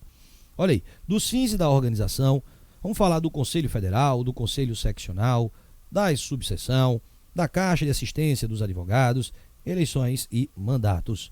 Artigos 44 ao 67 do Estatuto. Então vamos embora, seguindo aí. Primeiro, quando eu falo dos fins da organização, você olha para a OAB, a Ordem dos Advogados do Brasil, você vai perceber que a OAB ela presta um serviço público. Sim, por que não? Realizar a defesa das pessoas. Ela tem personalidade jurídica própria? Tem. O que nós vamos perceber é que na divisão dos órgãos, um deles não vai ter personalidade jurídica própria. E toda vez a FGV cobra, e toda vez o aluno tem um pombo cagando na cabeça dele. A não ser o aluno de Rafael Novaes. Porque esse, quando a prova vem com IAE, ele faz ética. Então cuidado, tá? Tem personalidade jurídica própria? Tem. Tem sim. Exceto um órgão que a gente vai ver. Forma federativa. Rafael, como assim forma federativa? Você geralmente escuta essa expressão, forma federativa, lá nas aulas de direito constitucional, né? Quando você aprende forma federativa de Estado, você entende que existe a União, Estados e municípios. Aqui é o mesmo raciocínio. Mutatis mutandi, né? Mudando aquilo que deve ser mudado, é como se a União se visse representada pelo Conselho Federal, os Estados pelos Conselhos Seccionais e municípios pelas subseções. Então existe sim uma forma federativa também dentro da OAB, Conselho Federal, Conselhos Seccionais e subseções. Ela é independente de órgãos da administração pública e é exatamente por isso que não tem vínculo ou submissão hierárquica. Ou seja, o presidente da República não manda no Conselho Federal da OAB. O governador do estado não manda nos conselhos seccionais e prefeitos, por sua vez, não mandam em subseções. Então existe uma autonomia, uma independência em que pese, você tem estudado, aí lá no direito administrativo, que a OAB ela tem uma natureza de autarquia, né? Ou seja, tem a natureza de uma pessoa de direito público. Só que ela é uma autarquia sui generis. Esse é o entendimento que os tribunais superiores dão quanto à matéria, né? Sui generis, sem nenhum igual. Então ela tem uma natureza sui generis, cuidado. O que mais? Finalidades. Você vai encontrar que a OAB tem a finalidade institucional e corporativa. Eu vou até tomar a liberdade de ler isso aqui com vocês, lá no artigo 44, mas antes eu já vou explicando. Natureza institucional, natureza corporativa, como assim? Quando a gente fala de natureza institucional, estamos falando então da OAB como uma instituição. A OAB sendo vista pela sociedade. A sociedade olha para a OAB e enxerga o quê? É a OAB então sendo vista de fora para dentro. Quando eu olho então e falo que ela tem uma natureza institucional, eu estou afirmando que a OAB é que vai tomar conta, é que vai proteger causas ambientais, causas de consumidor, causas do idoso, combater corrupção. É a OAB sendo visto pela sociedade, propor o impeachment de um presidente. Finalidade institucional. E quando eu falo finalidade corporativa, o próprio nome já ajuda, né? O corporativismo é a OAB sendo vista de dentro para fora. Ou seja, ela protegendo os seus, meu amigo. Os seus advogados. Eu acho que eu até me equivoquei, né? Ao usar a expressão. Institucional é de dentro para fora, corporativa é de fora para dentro. É ela, então, guardando os seus, né? Corrigindo agora, ainda bem que me lembrei a tempo. Corrigindo, disciplinando os seus, ela protegendo seus advogados, colocando debaixo das asinhas. Disciplinando a atividade da advocacia. Vamos aí na tela. Olha. Artigo 44. A Ordem dos Advogados do Brasil, OAB, serviço público, dotada de personalidade jurídica própria e forma federativa, tem por finalidade. Primeiro, finalidade institucional. Preste atenção, de dentro para fora. Defender a Constituição, a ordem jurídica do Estado democrático de direito, os direitos humanos, a justiça social e pugnar pela boa aplicação das leis, pela rápida administração da justiça e pelo aperfeiçoamento da cultura e das instituições jurídicas. E agora, ela de fora para dentro. A finalidade corporativa, promover com exclusividade a representação, a defesa, a seleção e a disciplina dos advogados em toda a República Federativa do Brasil. Claro. Quando eu leio uma situação como essa, eu sempre me lembro daquele caso, né? Que, aliás, a gente até falou sobre ele, acho que na primeira ou em nossa segunda aula, não me lembro ao certo. De que quem vai selecionar os advogados, dar inscrição para ele, é a própria OAB. Muitas vezes o aluno se vê injustiçado em uma segunda fase, achando que não foi corrigida tal questão subjetiva dele, e ele então impetra um mandato de segurança, pede uma liminar. Às vezes o juiz de primeiro grau até concede, o juiz federal.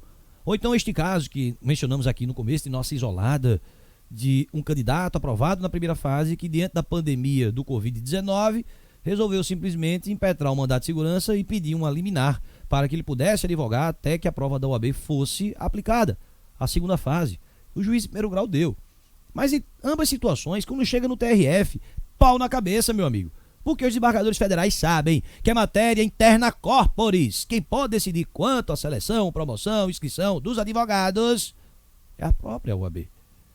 De igual modo, o judiciário não quer que a OAB fique se metendo em suas atividades, né? Então, fique esperto quanto a isso, tá bom? Mas vamos voltar aí para o nosso material.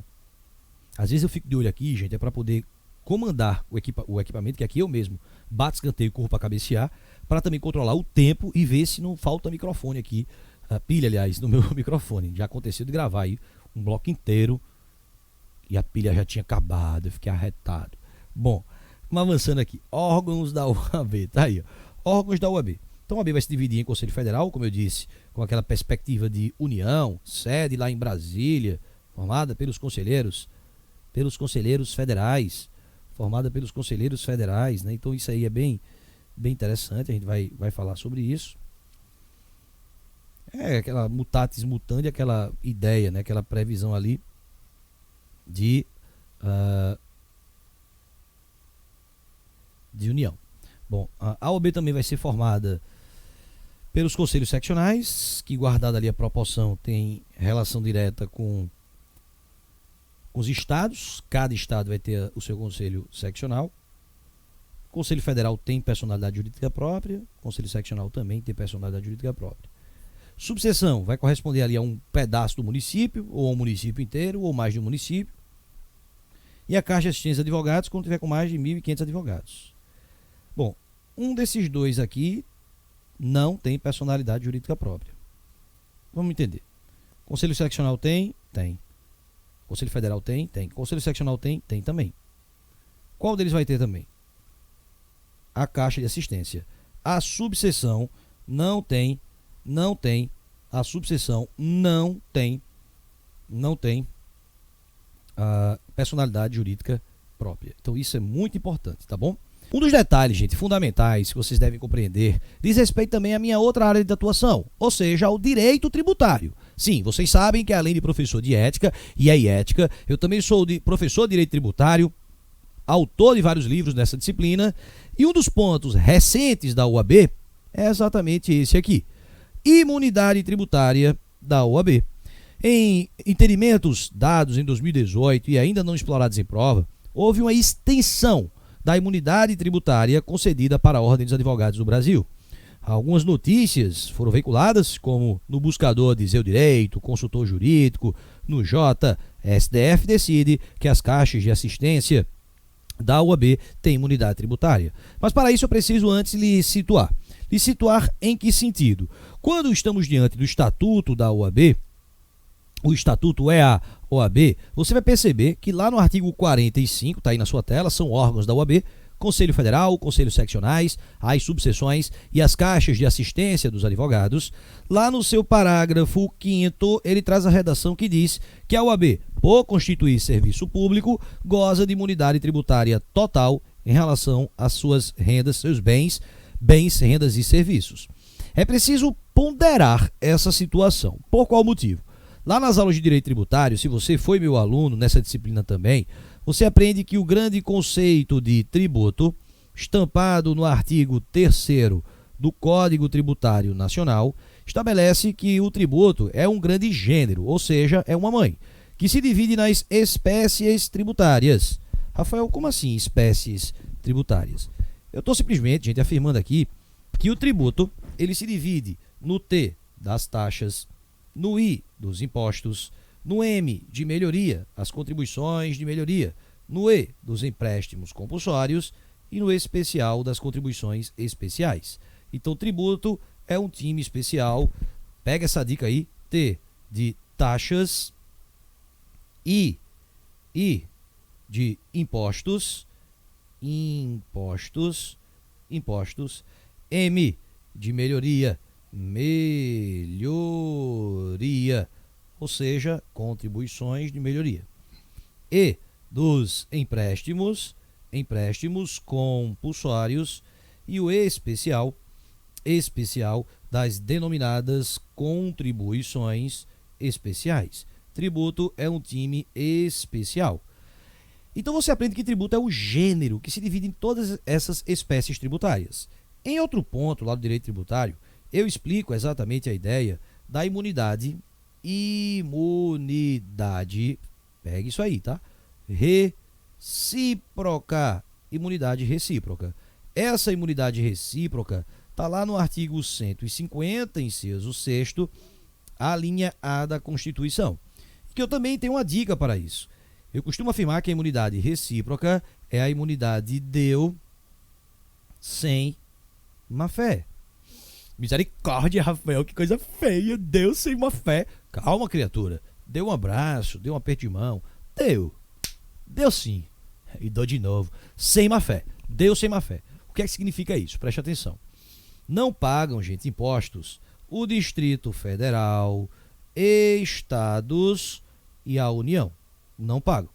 Quem mais? Com a cor diferenciada, a Sociedade de Economia Mista. Sociedade de Economia Mista. Também não pagam municípios, autarquias, fundações públicas e, de novo, com a cor diferenciada, as chamadas empresas públicas. Esses que estão aí na tela não pagam impostos. Observem que a Sociedade de Economia Mista e a empresa pública não pagam impostos. Eu botei uma observação, uma cor diferente, porque elas só não pagam se estiverem prestando serviços públicos. Mas onde é que eu quero chegar aqui com vocês? Observem que as autarquias, elas estão aqui consagradas, detendo, portanto, imunidade. Só que esta imunidade tributária para as autarquias, essa imunidade que está prevista aí, é a imunidade que afasta apenas o dever de pagar impostos. Não pagam impostos. Voltando ali, seria a ideia de que eles não vão pagar impostos, mas que teriam que pagar normalmente taxas, contribuições de melhoria, empréstimos compulsórios, contribuições especiais. Pois bem, No bloco anterior eu já lhe alertei. OAB é considerada uma autarquia sui generis. Em termos mais simples, sintetizando, se você estiver fazendo a prova de direito tributário, você tem que bater no peito e falar que a OAB só tem imunidade para não pagar impostos. Agora, se você está fazendo a prova de ética, as primeiras questões do exame de ordem, você vai afirmar que a OAB tem imunidade tributária total. Foda-se a espécie tributária. Você vai dizer que ela tem imunidade tributária total. Cuidado, viu, gente? Repetindo para quem não pegou ainda. Questões número 1 a número 8. Imunidade tributária total. Questões 26, às vezes começa na 23, que são as questões de tributário, a imunidade tributária apenas para não pagar impostos. Cuidado. Só que eu falei para vocês que a grande sacada agora estava na possibilidade de conceder para as caixas de assistência. Caixa de assistência dos advogados. Porque, vejam, são órgãos da OAB. Conselho Federal, Conselho Seccional e Subseção. Para esses, nunca houve dúvida, sempre teriam imunidade tributária.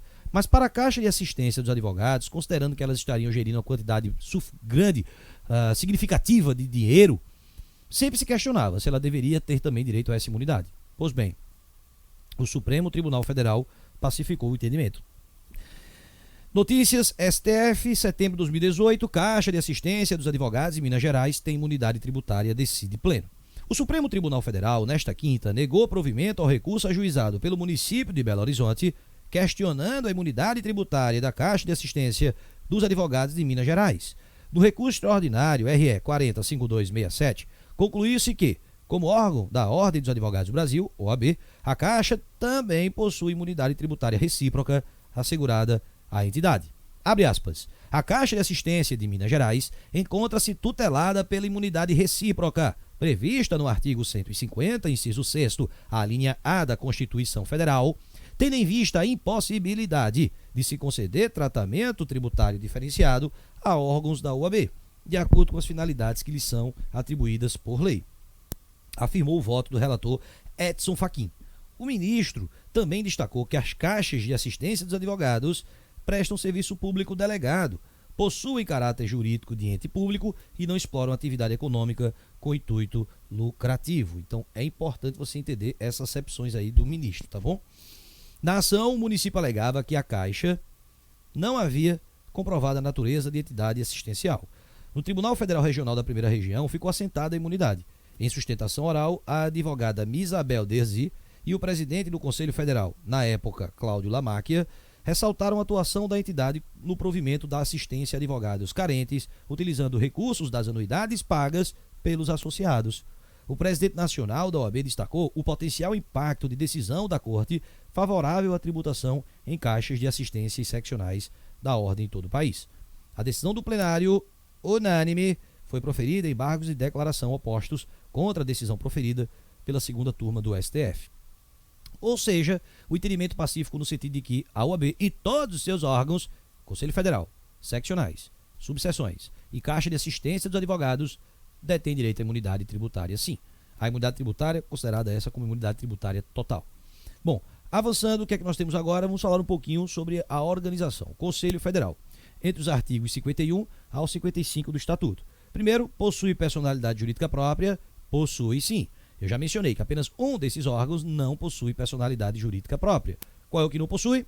O que não possui seria a subseção. Cuidado para não confundir com a Caixa de Assistência dos Advogados. Compõe-se de conselheiros federais, integrante das delegações de cada unidade federativa, mais dos seus ex-presidentes, na qualidade de membros honorários vitalícios. Ou seja, existem conselheiros federais, como a gente vai ver daqui a pouco, mas também os ex-presidentes. O Cláudio Lamáquia, que eu acabei de citar, ex-presidente, ele tem sua cadeirinha reservada, faz parte do Conselho Federal.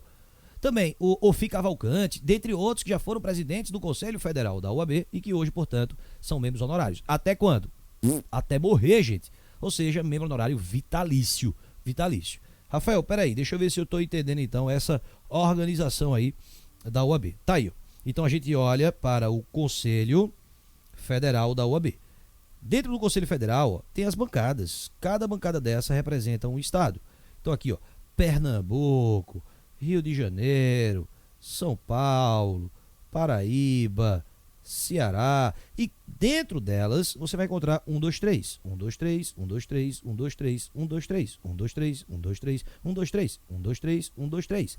3 conselheiros federais. Só que além deles, os ex-presidentes também. Vou até colocar dentro do balão para ficar bonito, né? Dentro do balãozinho, arrumar um espacinho aqui para os ex-presidentes. Então tá aqui, ó. Os ex-presidentes também fazem parte. Até quando? Até morrerem. Se estiverem vivos, também compõem. Rafael, e aquele negócio de voz e voto? A gente fala daqui a pouco. Por enquanto, entenda que os ex-presidentes também farão parte desse Conselho Federal. Ó, o rol de competências, ele é meramente exemplificativo, está lá no artigo 54 do Estatuto. É importante depois você faça a leitura desse artigo 54, mas só para você entender em linhas gerais. Ó. Dar cumprimento efetivo às finalidades da OAB, representar em juízo ou fora dele os interesses coletivos, mas também individuais dos advogados. Não é só interesse coletivo. Talvez um advogado possa estar individualmente precisando do apoio do Conselho Federal. Velar pela dignidade, independência, prerrogativa, valorização da advocacia, representar com exclusividade os advogados brasileiros nos órgãos e eventos internacionais da advocacia. Claro, gente. Semelhante à União, quem representa nosso país no cenário internacional? O presidente da República. Quem vai representar a OAB? O Conselho Federal. É lógico isso. Editar e alterar regulamento geral, código de ética e disciplina e os provimentos que julgar necessários. Adotar medidas para assegurar o regular funcionamento dos conselhos seccionais. Intervir nos conselhos seccionais, onde e quando constatar grave violação desta lei ou regulamento geral. É até interessante essa ideia de intervir, que eu sempre gosto de fazer uma observação de que a chuva cai da onde? A chuva cai de cima para baixo. O mesmo critério vai ser no momento da intervenção, tá, gente? Então toma muito cuidado com isso. Por quê? O Conselho Federal é que pode, mediante voto de 2/3 de seus integrantes, intervir nos conselhos seccionais. Então, mediante voto de 2/3, é que pode, deixa eu consertar isso aqui, é que pode intervir nos conselhos seccionais. E esses conselhos seccionais, por sua vez, que mediante voto de 2/3 dos seus membros, é que podem intervir nas subseções e nas caixas de assistência dos advogados. Cuidado, o Conselho Federal ele não pode diretamente intervir em uma subseção. Ele não pode diretamente intervir em uma caixa de assistência. O Conselho Federal ele pode intervir em conselhos seccionais. Os conselhos seccionais é que, por sua vez, podem intervir mediante voto 2/3 de seus membros nos respectivos conselhos seccionais. Aliás, essa informação você encontra até lá embaixo, no parágrafo único. A intervenção desse artigo depende de prévia aprovação de 2/3 das delegações, garantindo amplo direito de defesa ao conselho seccional respectivo, nomeando diretoria provisória. Enfim, gente, tá aí todo esse grau aí de competências que vocês precisam sim estruturar e estudar depois. A diretoria é formada como? A diretoria é composta pelo presidente, vice-presidente, secretário-geral adjunto e o homem ou a mulher do dinheiro, o tesoureiro. Então quer dizer, Rafael, que aqui eu vou encontrar presidente, vice-presidente, secretário-geral adjunto e o homem ou a mulher do dinheiro, o tesoureiro, a tesoureiro. Bom, tesoureira. Avançando, o que mais? O presidente exerce a representação nacional e internacional da OAB. Eu já disse isso aqui, né? E sua substituição por faltas, licenças, impedimentos, nos moldes do regulamento geral, seguirá a seguinte ordem. Então, se ele não pode atuar, atua o vice-presidente. Se o vice-presidente não pode, o secretário-geral. Se o secretário-geral não pode, o secretário-geral adjunto. E se não pode, o tesoureiro. Certo, Rafael, para faltas, licenças, impedimentos pontuais. Ou seja, questões temporárias, provisórias. Porque se por acaso vagar o cargo de presidente, toma cuidado. Por quê? Porque se o cargo do presidente da República ele for vago, o vice assume. É assim que nós aprendemos. Mas isso não se aplica para o estatuto. Por quê? Se vagar em caráter definitivo e é ética, o artigo 50 do regulamento ele determina a necessidade de novas eleições. Claro, vai ser de maneira indireta. Os próprios conselheiros federais vão colocar um presidente ali para fazer o chamado mandato tampão para acabar aquele período até que o próximo possa figurar, possa aparecer. Essa regra é a mesma regra aplicada também para conselhos seccionais. De modo que o vice-presidente sempre continua vice. Vice? Presta atenção. O vice sempre será vice. Ele pode atuar em situações pontuais, faltas, licenças, impedimentos. Mas ele não vai assumir, ascender a presidência, a não ser que ele se candidate para isso. Então, muito cuidado, tá bom? Avançando mais, o que nós vamos encontrar? O que eu já havia dito também, cada delegação será composta por 3 conselheiros federais, ou seja, um total de 81 conselheiros federais distribuído pelas 27 delegações, 26 estados mais o Distrito Federal, né? Então, como eu disse, se você observar essa composição aí de número 81, ela parece muito semelhante com um dos órgãos que a gente aprende no Legislativo Federal. O Senado Federal, formado pelo regime paritário, 3 senadores por estado. Então, muita atenção a isso, tá bom? Que é outro cenário que parece demais. Agora, se tem essa semelhança, 3 por estado, 3 conselheiros federais, Rafael, como é que eles chegam lá? Nós vamos votar nele? Calma, a gente vai falar de eleição mais à frente. Por enquanto, entenda a composição. Então, nós temos 3 conselheiros federais ali por estado, semelhante ao Senado, né? A diferença é que, no teu estado aí, os 3 senadores são do mesmo partido. É difícil, né, gente? Geralmente é o senador de um partido, o outro de outro. Geralmente são oposição. Ou seja, lá no Senado Federal, os 3 senadores obrigatoriamente votam no mesmo sentido. A gente sabe que não. Cada um tem direito a seu voto. Aqui é um pouquinho diferente. Em que pese venham ser 3 conselheiros federais por estado, né, que estarão representando lá no Conselho Federal, terá direito apenas a um voto. De modo que a maioria entre os 3 conselheiros irá definir a posição daquele estado. Ah, Rafael, a maioria entre eles é. Então, cuidado. Por quê? Se esse julga favorável, esse entende favorável e esse entende favorável, o posicionamento do estado é favorável. Não tenha dúvida quanto a isso. Mas se por acaso esse for favorável, esse for desfavorável e esse for desfavorável, a posição vai ser desfavorável. O estado não concorda com aquela posição. Ô Rafael, e se por acaso, sim, e se por acaso esse for favorável, esse for desfavorável e esse aqui não compareceu? Ele simplesmente teve um problema pessoal e não compareceu. Qual será a posição do estado? Nenhuma. Se não chegou a maioria, não se computa o voto daquele estado. Então, muita atenção, tem que chegar a maioria, votam em conjunto. Como também, gente, não vai computar se aquele estado tiver interesse direto. Vamos supor, o Conselho Federal pode intervir nos conselhos seccionais, não foi isso que eu disse? 2/3 dos membros para poder deliberar. Vamos supor, então, que estão pensando em intervir no Conselho Seccional de Pernambuco. Você acha que os conselheiros federais pernambucanos vão ter direito a voto? Claro que não, porque eles não vão estar votando com a razão, mas sim com o coração. Serão passionais. E aí, ética? Quando se tratar de votação de matérias que a unidade federada detenha interesse, o direito a voto não será concedido aos respectivos conselheiros. Então, muita atenção a isso. Conselho seccional, indo agora para o âmbito estadual. Rafael, você já acabou o Conselho Federal? Não, a gente vai falar ainda de eleições lá na frente. Calma, criatura. E aí, ética? Calma. Conselho seccional do artigo 56 ao 59, tem personalidade jurídica própria? Tem sim. Claro que eles têm. Vão se compor de quê? Ora, compor de conselheiros em número proporcional de seus inscritos, incluídos os membros da diretoria, segundo critérios estabelecidos no regulamento geral. Vê, a gente falou que o Conselho Federal, 3 por estado, parece com o quê? Parece com o Senado. Já o Conselho Seccional, ele parece com os deputados. Nós sabemos que estados que tenham mais cidadãos, mais votantes, vão ter mais deputados. Aqueles que tenham uma quantidade menor de eleitores, vai ter uma menor quantidade de deputados. Aqui é a mesma coisa. Quanto mais advogados inscritos naquele conselho, mais conselheiros podem aparecer. Então, peraí, Rafael, deixa eu ver se eu estou entendendo isso. Então, eu venho aqui agora para a figura do Conselho Seccional. Vamos supor, OAB, Pernambuco, que é o teu estado, isso. Formado por vários conselheiros, como a gente já havia colocado as pintinhas aí em aulas anteriores. Isso. Esses aqui são chamados conselheiros seccionais. E qual é o número deles, Rafael? Ora, vamos ver o que aqui diz o regulamento. Ele diz que abaixo de 3.000 advogados inscritos, até 30 membros. Então quer dizer que se é abaixo, né, abaixo ali de 3.000 inscritos, até quantos conselheiros? Até 30. E aí ele continua a regrinha e diz: a partir de 3.000 inscritos, mais um membro por grupo completo de 3.000 inscritos, até o total de 80 membros. Rafael, não entendi não. Ora, se apareceram mais 3.000 advogados ali, com carteirinha e tudo, naquela OAB, mais um conselheiro. Rafael, apareceu mais 3.000. Apareceu mais 3.000, tudo bem, mais 3.000, mais um conselheiro. Agora temos 32. Rafael, apareceu mais 3.000 inscritos, tudo bem, sem problema, mais um conselheiro.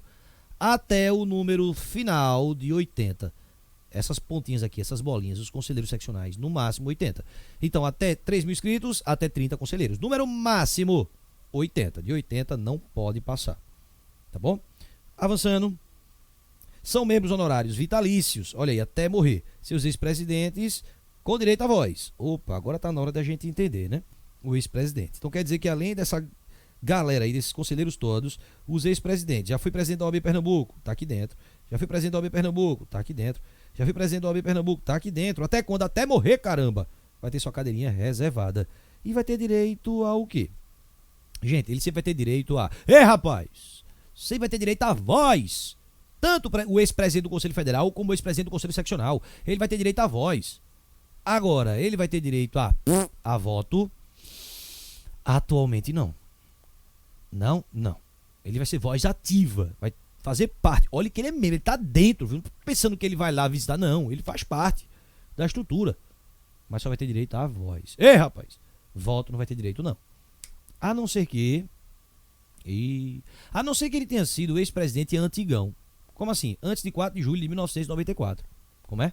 Antes do estatuto, ó. Se ele foi ex-presidente antes do estatuto, ele vai ter direito ao... Ei, rapaz! Ele vai ter direito à voz e voto. Cuidado. É uma regrinha de transição, tá, gente? Que você deve ficar muito esperto quanto a ela. Misericórdia, Rafael, isso cai. Sim, pode cair. Então, o artigo 81 do estatuto, ele diz isso. Se é ex-presidente antigão, antes do estatuto, e foi presidente naquela oportunidade, tem direito à voz e voto. Agora, se ele for ex-presidente novinho, pós-estatuto, ele só vai ter direito à voz.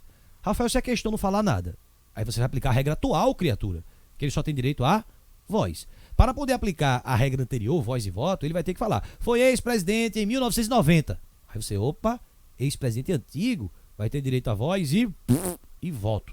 Cuidado, tá?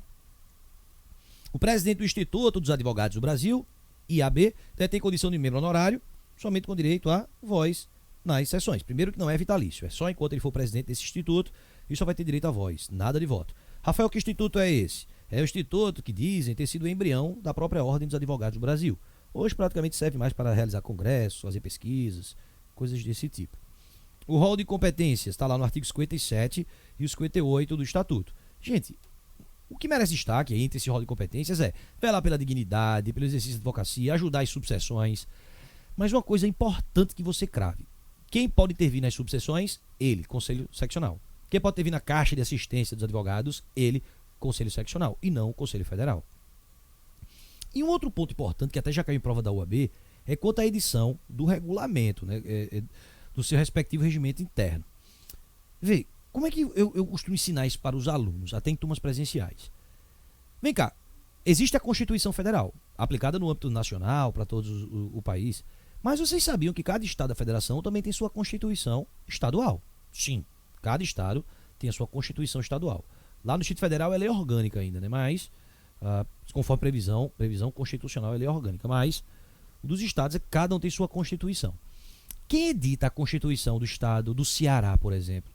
É o Congresso Nacional ou é a Assembleia Legislativa do Ceará? A Assembleia Legislativa do Ceará, é lógico. Quem aprova a Constituição de Pernambuco é o Senado Federal, a Câmara dos Deputados Federais? Não, é a Assembleia Legislativa do Estado de Pernambuco. Então, cuidado. O mesmo sistema a gente vai usar aqui. Quem é que edita o regimento interno do Conselho Federal? O Conselho Federal. Mas quem edita o regimento interno da OAB? São Paulo, São Paulo. Ceará, Ceará. Pernambuco, Pernambuco. Então, cuidado, tá bom? E a sua diretoria? Composição idêntica e atribuições equivalentes às do Conselho Federal. Presidente, vice-presidente, secretário-geral, secretário-geral adjunto e tesoureiro. Ou seja, se você observar, a composição vai ser idêntica do Conselho Federal. Presidente, então aqui eu estou falando, peraí, deixa eu colocar aqui para ficar bonitinho, né? Então, tanto no Conselho Federal como no Conselho Seccional, a diretoria é composta pelo presidente, vice-presidente, secretário-geral, secretário-geral adjunto e o homem ou a mulher do dinheiro, o tesoureiro, a tesoureira. Avançando, o que mais? Subseção. Agora sim, muito bacana. Como é que funciona a subseção? Primeiro, uma informação muito importante, como eu já disse. Não possui personalidade jurídica própria. Aí o aluno que cai numa dessa vem falar, Rafael, aí eu mando ele se arrombar. O pombo, um avestruz cagou na sua cabeça. Misericórdia. Gente, cuidado, viu? Eu tô insistindo pra caramba pra que você não erre esta merda na hora da prova. Quem não tem personalidade jurídica é a subseção. Não vá colocar a caixa de assistência não, senão eu esgoelo você. Com muito amor, tá bom? Conselho seccional deterá competência para autorizar e extinguir. É exatamente por isso que ela não tem personalidade jurídica própria. Ela é um ente autônomo, mas ao mesmo tempo vinculado, já que o Conselho seccional pode então lhe extinguir. Isso aqui caiu em prova recente por parte da FGV. Sua área territorial pode abranger um ou mais municípios ou parte de município, inclusive da capital do estado, contando com o mínimo de 15 advogados nela profissionalmente domiciliados. Misericórdia, Rafael, não entendi. Vamos com calma, vejam. Imaginemos então São Paulo. São Paulo, capital, São Paulo, município. Gente, São Paulo, município é grande que só. Sim, enorme a capital. Então talvez eles criem subseção, que venha a ser o município todo. Rafael, mas ainda assim é muito grande. Não tem problema. Ele pode repartir? Pode. Ele pode colocar subseção Jardins, subseção República, subseção Centro. Pode. O mesmo município. Então, peraí, Rafael. Pode ser um município todo ou pedaço do município? Pode ser. Agora, lembre-se, cada um desses pedaços tem que ter pelo menos 15 advogados profissionalmente domiciliados. Então, isso aqui é um exemplo. Eles poderiam ter colocado todo o município, ou poderiam ter colocado pedaços do município. Então, quer dizer, por exemplo, que Fortaleza poderia ser. Fortaleza é meio complicado porque lá geralmente fica a sede, né? Vamos colocar mais interior. Vamos colocar Itapipoca. Eu adoro falar esse nome. É lá também, viu? Itapipoca. É que bonitinho, né? Pipoca. Pronto. Itapoca pode ser sozinho uma subseção? Pode, mas tem que ter pelo menos 15 advogados nela domiciliados. Ô Rafael, mas vamos supor que lá no interiorzaço não tem 15 advogados não, mas se juntar esse município com esse, um cacho de uvas, se juntar esses municípios aí, esse total de municípios aí, vai dar, juntando todos eles, 15 advogados profissionalmente domiciliados. Pode-se fazer uma subseção assim? Pode. Então veja como é que a subseção pode acontecer. Ela pode abranger um município, ela pode abranger mais de um município, ou ela pode abranger parte de um município, inclusive da capital do estado, contando com o mínimo de 15 advogados nela profissionalmente domiciliados. O rol de competência você vai perceber que é mais curtinho, eu vou até analisar aqui com vocês, cadê? Artigo 61. Olha o rol de competências, como é bem mais curtinho. Rol de competências. Compete a subseção, no âmbito de seu território, dar cumprimento efetivo às finalidades da OAB, velar pela dignidade, independência e valorização da advocacia e fazer valer as prerrogativas do advogado, representar a OAB perante os poderes constituídos, desempenhar as atribuições previstas no regulamento ou por delegação de competência do Conselho Seccional. Então, para que você possa ver, gente, que são casos mais limitados para a subseção. Um deles a gente até falou. O Conselho da Subseção, quando houver, compete exercer função de atribuições do Conselho Seccional, na forma do regimento, e ainda, isso aqui a gente já falou, inclusive, instaurar e instruir processos disciplinares para julgamento no Tribunal de Ética. Como a gente falou, não tem que vir até a capital. Isso aqui é um exemplo para que você possa perceber, tá? A resolução do Conselho Seccional que cria a subseção deve 1. Fixar a sua base territorial. Ou seja, vai pegar que área? Ela vai pegar vários municípios específicos, vários juntos, um só. Então tudo isso deve ser fixado. Veja que é o Conselho Seccional que está fixando, não é a própria subseção. Ela está sendo criada, né? Definir os limites de sua competência e autonomia. Fixar a data de eleição da diretoria e do conselho quando for o caso e o início do mandato, o encerramento coincidente ao do Conselho Seccional. Se preocupem não que a gente vai falar de eleição ainda. Definir a composição do conselho da subseção e suas atribuições quando for o caso. E aí a informação que eu já dei, né? O Conselho Seccional poderá intervir nas subseções, mediante voto de 2/3 de seus membros, quando constatar grave violação do Estatuto ou regulamento interno. Então quem vai intervir, a chuva vem de cima para baixo, é o Conselho Seccional, tá? Conflitos de competência entre subseções e entre estas e o Conselho Seccional são por estes decididos, com recurso voluntário ao Conselho Federal. Gente, esse tema é bem interessante, né? Porque o aluno lê, relê e não entende. E eu tenho uma maneira marota, uma maneira fácil de fazer com que você entenda isso sem maiores dificuldades. Vem comigo, vê. Imagina então que foi criado subseções ali naquele conselho seccional. Então, de um lado está lá a subseção centro com a subseção república. Brigaram, as duas brigaram, uma brigou com a outra. Quem é que vai resolver esse conflito? Ora, quem ele criou, o Conselho Seccional de São Paulo. Para que você possa entender. Dentro do âmbito ali, as subseções brigaram. Quem vai resolver? O Estado vai resolver, meu amigo, o Conselho Seccional. Agora imaginemos que uma subseção brigou com o próprio Conselho Seccional.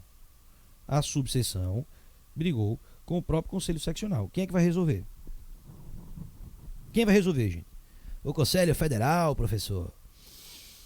Não. Rafael, mas subseção brigou com subseção. Aí é o Conselho Seccional. Subseção brigou com o Conselho Seccional. É o Conselho Federal. Não. Para que você possa lembrar disso, eu preciso perguntar. Quem aqui da nossa sala virtual, quem de vocês aí tem irmão ou tem irmã? Muita gente, né? Tem, né? Certo. Quem não tem irmão ou irmã, dá pra usar o primo, que eu acho que vai chegar no mesmo resultado. Você, quando era pequeno, você brigava com seu irmão e com sua irmã? Professor, a gente briga até hoje, professor. Me faz uma raiva, ela me faz uma raiva. É normal isso, né? Eu digo isso porque tenho 2 irmãos, é normal. E você briga por qualquer coisa, né? Você briga por conta do CD, que quer trocar a música. CD, ó, hoje é Spotify, né? Você briga por conta do videogame, você briga por causa de roupa, você por causa do biscoito, era pra dividir no meio o biscoito, metade do pacote pra cada um comeu um biscoito a mais, porrada, tiro, porrada, bomba, dedada, mordida, murro, puxar de cabelo, né? Enfim, pra que você entenda, meu amigo, que filhos brigam, irmãos brigam. Quando o irmão briga com a irmã, quem é que resolve? É mais ou menos esse caso aqui, ó. É mais ou menos esse caso aqui. Quando um briga com o outro, um irmão brigou com a irmã, né? Um filho brigou com a filha, quem é que resolve? Os pais? Os pais não, meu, quem resolve é a mãe. O pai não resolve nada, a não ser casais modernos que tenham 2 pais, ou então quando é viúvo, né? E aí ele tem que ficar com essa responsabilidade. Mas do contrário, se o filho briga com a filha, se filhos brigam entre si, quem resolve é a mãe, né? Vai lá, pai, mãe fez, pai, não sei o quê, faz assim, pai, fulana mexeu com o meu biscoito. Vai falar com sua mãe. Não, vai falar com sua mãe. Quem resolve é a mãe, meu amigo. Isso é fato. É aquele primeiro atestado de falsidade do ser humano, né? Porque naquele momento vai dizer, olha, vai apanhar os 2. Aí diz, não, irmão, eu te amo, irmão, né? Vai não apanhar. Mas um irmão brigou com outro irmão. Um filho brigou com outro filho. Quem resolve é a mãe. Então isso aqui tá muito claro. Quem resolve é a mãe. Quem resolve é a mãe. Então um brigou com o outro. Quem é que resolve é a mãe. O Conselho Seccional é que vai resolver isso. Conselho Seccional é que vai resolver. Agora, imagine que o filho brigou com a mãe. O filho brigou com a mãe. Tá muito alto, muito alto. O filho brigou com a mãe. Então, se o filho brigou com a mãe, agora, amigo, tá querendo brigar com quem? Tá querendo brigar logo com a mãe? Não pode. Não pode ser assim. Então, perceba. Se o filho briga com a própria mãe, quem é que vai julgar? Quem é que vai julgar? Vai ser o avô e a avó? Não. Quem é que vai julgar? É a própria mãe, meu amigo. Já tentasse brigar com tua mãe? Quem foi que resolveu no final das contas? A mãe. Né? Aquele momento que diz, como é, rapaz? Aí você fica logo se tremendo, misericórdia, meu Deus. É isso mesmo. Olhe, cale sua boca, se entupa. Enquanto você estiver na minha casa, comendo na minha boia, é do meu jeito, passe pro seu quarto. Aí você, passa pro seu quarto. Aí você vai pro quarto revoltado, pega uma bolsa e diz, eu vou embora dessa casa, começa a juntar suas roupas, eu vou abandonar, eu vou pro mundo. E aí você percebe que não tem R$1 no bolso pra fazer nada, né? E tem que engolir o choro. É mais ou menos isso, então cuidado, tá? Um filho brigou com outro filho, quem resolve é a mãe. Filho brigou com a mãe, quem resolve é a própria mãe, meu amigo. E tchau. Agora, malandro é malandro e mané é mané. Pode crer que é. Por quê? Porque sempre cabe, em qualquer caso, um chorinho no colo de voinho, no colo de voinha. Como assim? Voinho, rapaz, eu queria ir pra festinha, voinho. Minhas amigas todinha vão, voinho. Mas amanhã não quer deixar eu ir. Aí, voinho disse, fulana, deixa a menina aí, fulana. Não vai não, fulana. Não vai não. Fulana, você já foi jovem. Deixa a menina aí, com as amiguinhas dela. Não, mas não tem ninguém pra ir buscar ela de madrugada. O que é que o voinho diz? Eu vou. Porque um vô e uma avó faz tudo pelo neto e pela neta. O velho fica lá na frente da televisão, cochilando, mas ele faz tudo por ela. Então, para que você possa entender, em todos os casos, cabe recurso ao Conselho Federal. Então, olha aí, dois filhos brigaram, quem resolve é a mãe. Filho brigou com a mãe, quem resolve é a mãe, mas cabe recurso a avôinho e a voinha. Professor, fui fazer a prova, professor. Caiu uma questão dessa. Eu fui procurar nas alternativas. Voinho e voinha e não encontrei. E agora? Como é que eu faço? E agora, meu amigo, chorou, né? Que você tem que entender que é o Conselho Federal o competente. É o Conselho Federal o competente. Tá muito, muito cuidado com isso. Beleza? Então fica aí essa observação. Bom, para fechar, Caixa de Assistência dos Advogados. Possui personalidade jurídica própria? Possui. Como eu já disse, quem não possui é a subseção. Gente, o que é que a Caixa de Assistência faz? Ela presta assistência para os advogados. Coisas mínimas, como o que coisas mínimas? Como um desconto no cinema, no restaurante, como coisas mais complexas. Tipo o que, Rafael, mais complexo? Desconto no plano de saúde, previdência privada complementar, né? Ajudar o advogado a ter um escritório modelo, tudo isso, uma salinha na sede da OAB, um cafezinho para atender o cliente. Elas são criadas pelas seccionais, conselhos seccionais, com mais de 1.500 inscritos. Teve mais de 1.500 inscritos, podem criar. E para dar assistência, tem que ter regularidade no pagamento pelo escrito das anuidades, tem que ter carência de 1 ano após o deferimento da inscrição e disponibilidade de dinheiro de recursos na Caixa. Claro, gente, que isso aqui pode ser relativizado, né? Imagina que o advogado está devendo anuidade da OAB porque está passando por um problema financeiro grave, uma doença grave. A OAB pode relativizar e mesmo assim dar o benefício para ele. Carência de 1 ano após deferimento, vocês vão ver que quando estiverem prestando compromisso, já vai ser ofertado para vocês todos os benefícios da Caixa de Assistência dos Advogados, sem maiores problemas, tá? Então essa ideia aí de ter carência, não cola não. Olha aí, o que mais? Poderá instituir regime previdenciário de seguridade complementar e contribuições obrigatórias, e a composição vai ser feita por quem? Presidente, vice-presidente, secretário, secretário adjunto e tesoureiro. Rafael, é igual aos outros, né, Rafael? Não, não é igual não. Observe aí que para a Caixa de Assistência dos Advogados, você vai encontrar presidente, vai, vice-presidente, vai. Mas vai encontrar secretário-geral não, gente. É secretário e secretário adjunto. Tira o nome geral, tá bom? Secretário, secretário adjunto e tesoureiro. Vai que eles cobram isso na hora da prova. Toma cuidado. E para fechar, o Conselho Seccional poderá intervir na Caixa mediante voto de 2/3 de seus membros, no caso de descumprimento de suas finalidades, designando diretoria provisória enquanto durar a intervenção. Foi como eu disse, a chuva cai de cima para baixo. Então, o Conselho Federal é que pode, por 2/3, intervir nos conselhos seccionais. Conselhos seccionais é que podem, por 2/3, intervir em subseções, ou por 2/3, intervir em Caixa de Assistência dos Advogados, tá bom? Muita atenção a isso na hora da sua prova. Espero que vocês tenham compreendido. Não terminamos ainda essa organização. Precisamos entender como é que esses agentes, conselheiros federais, presidente, vice-presidente, secretário, como é que todos eles chegam perante a OAB, as eleições e os mandatos. Aguardo todos vocês, até nossa próxima aula. E aí, ética!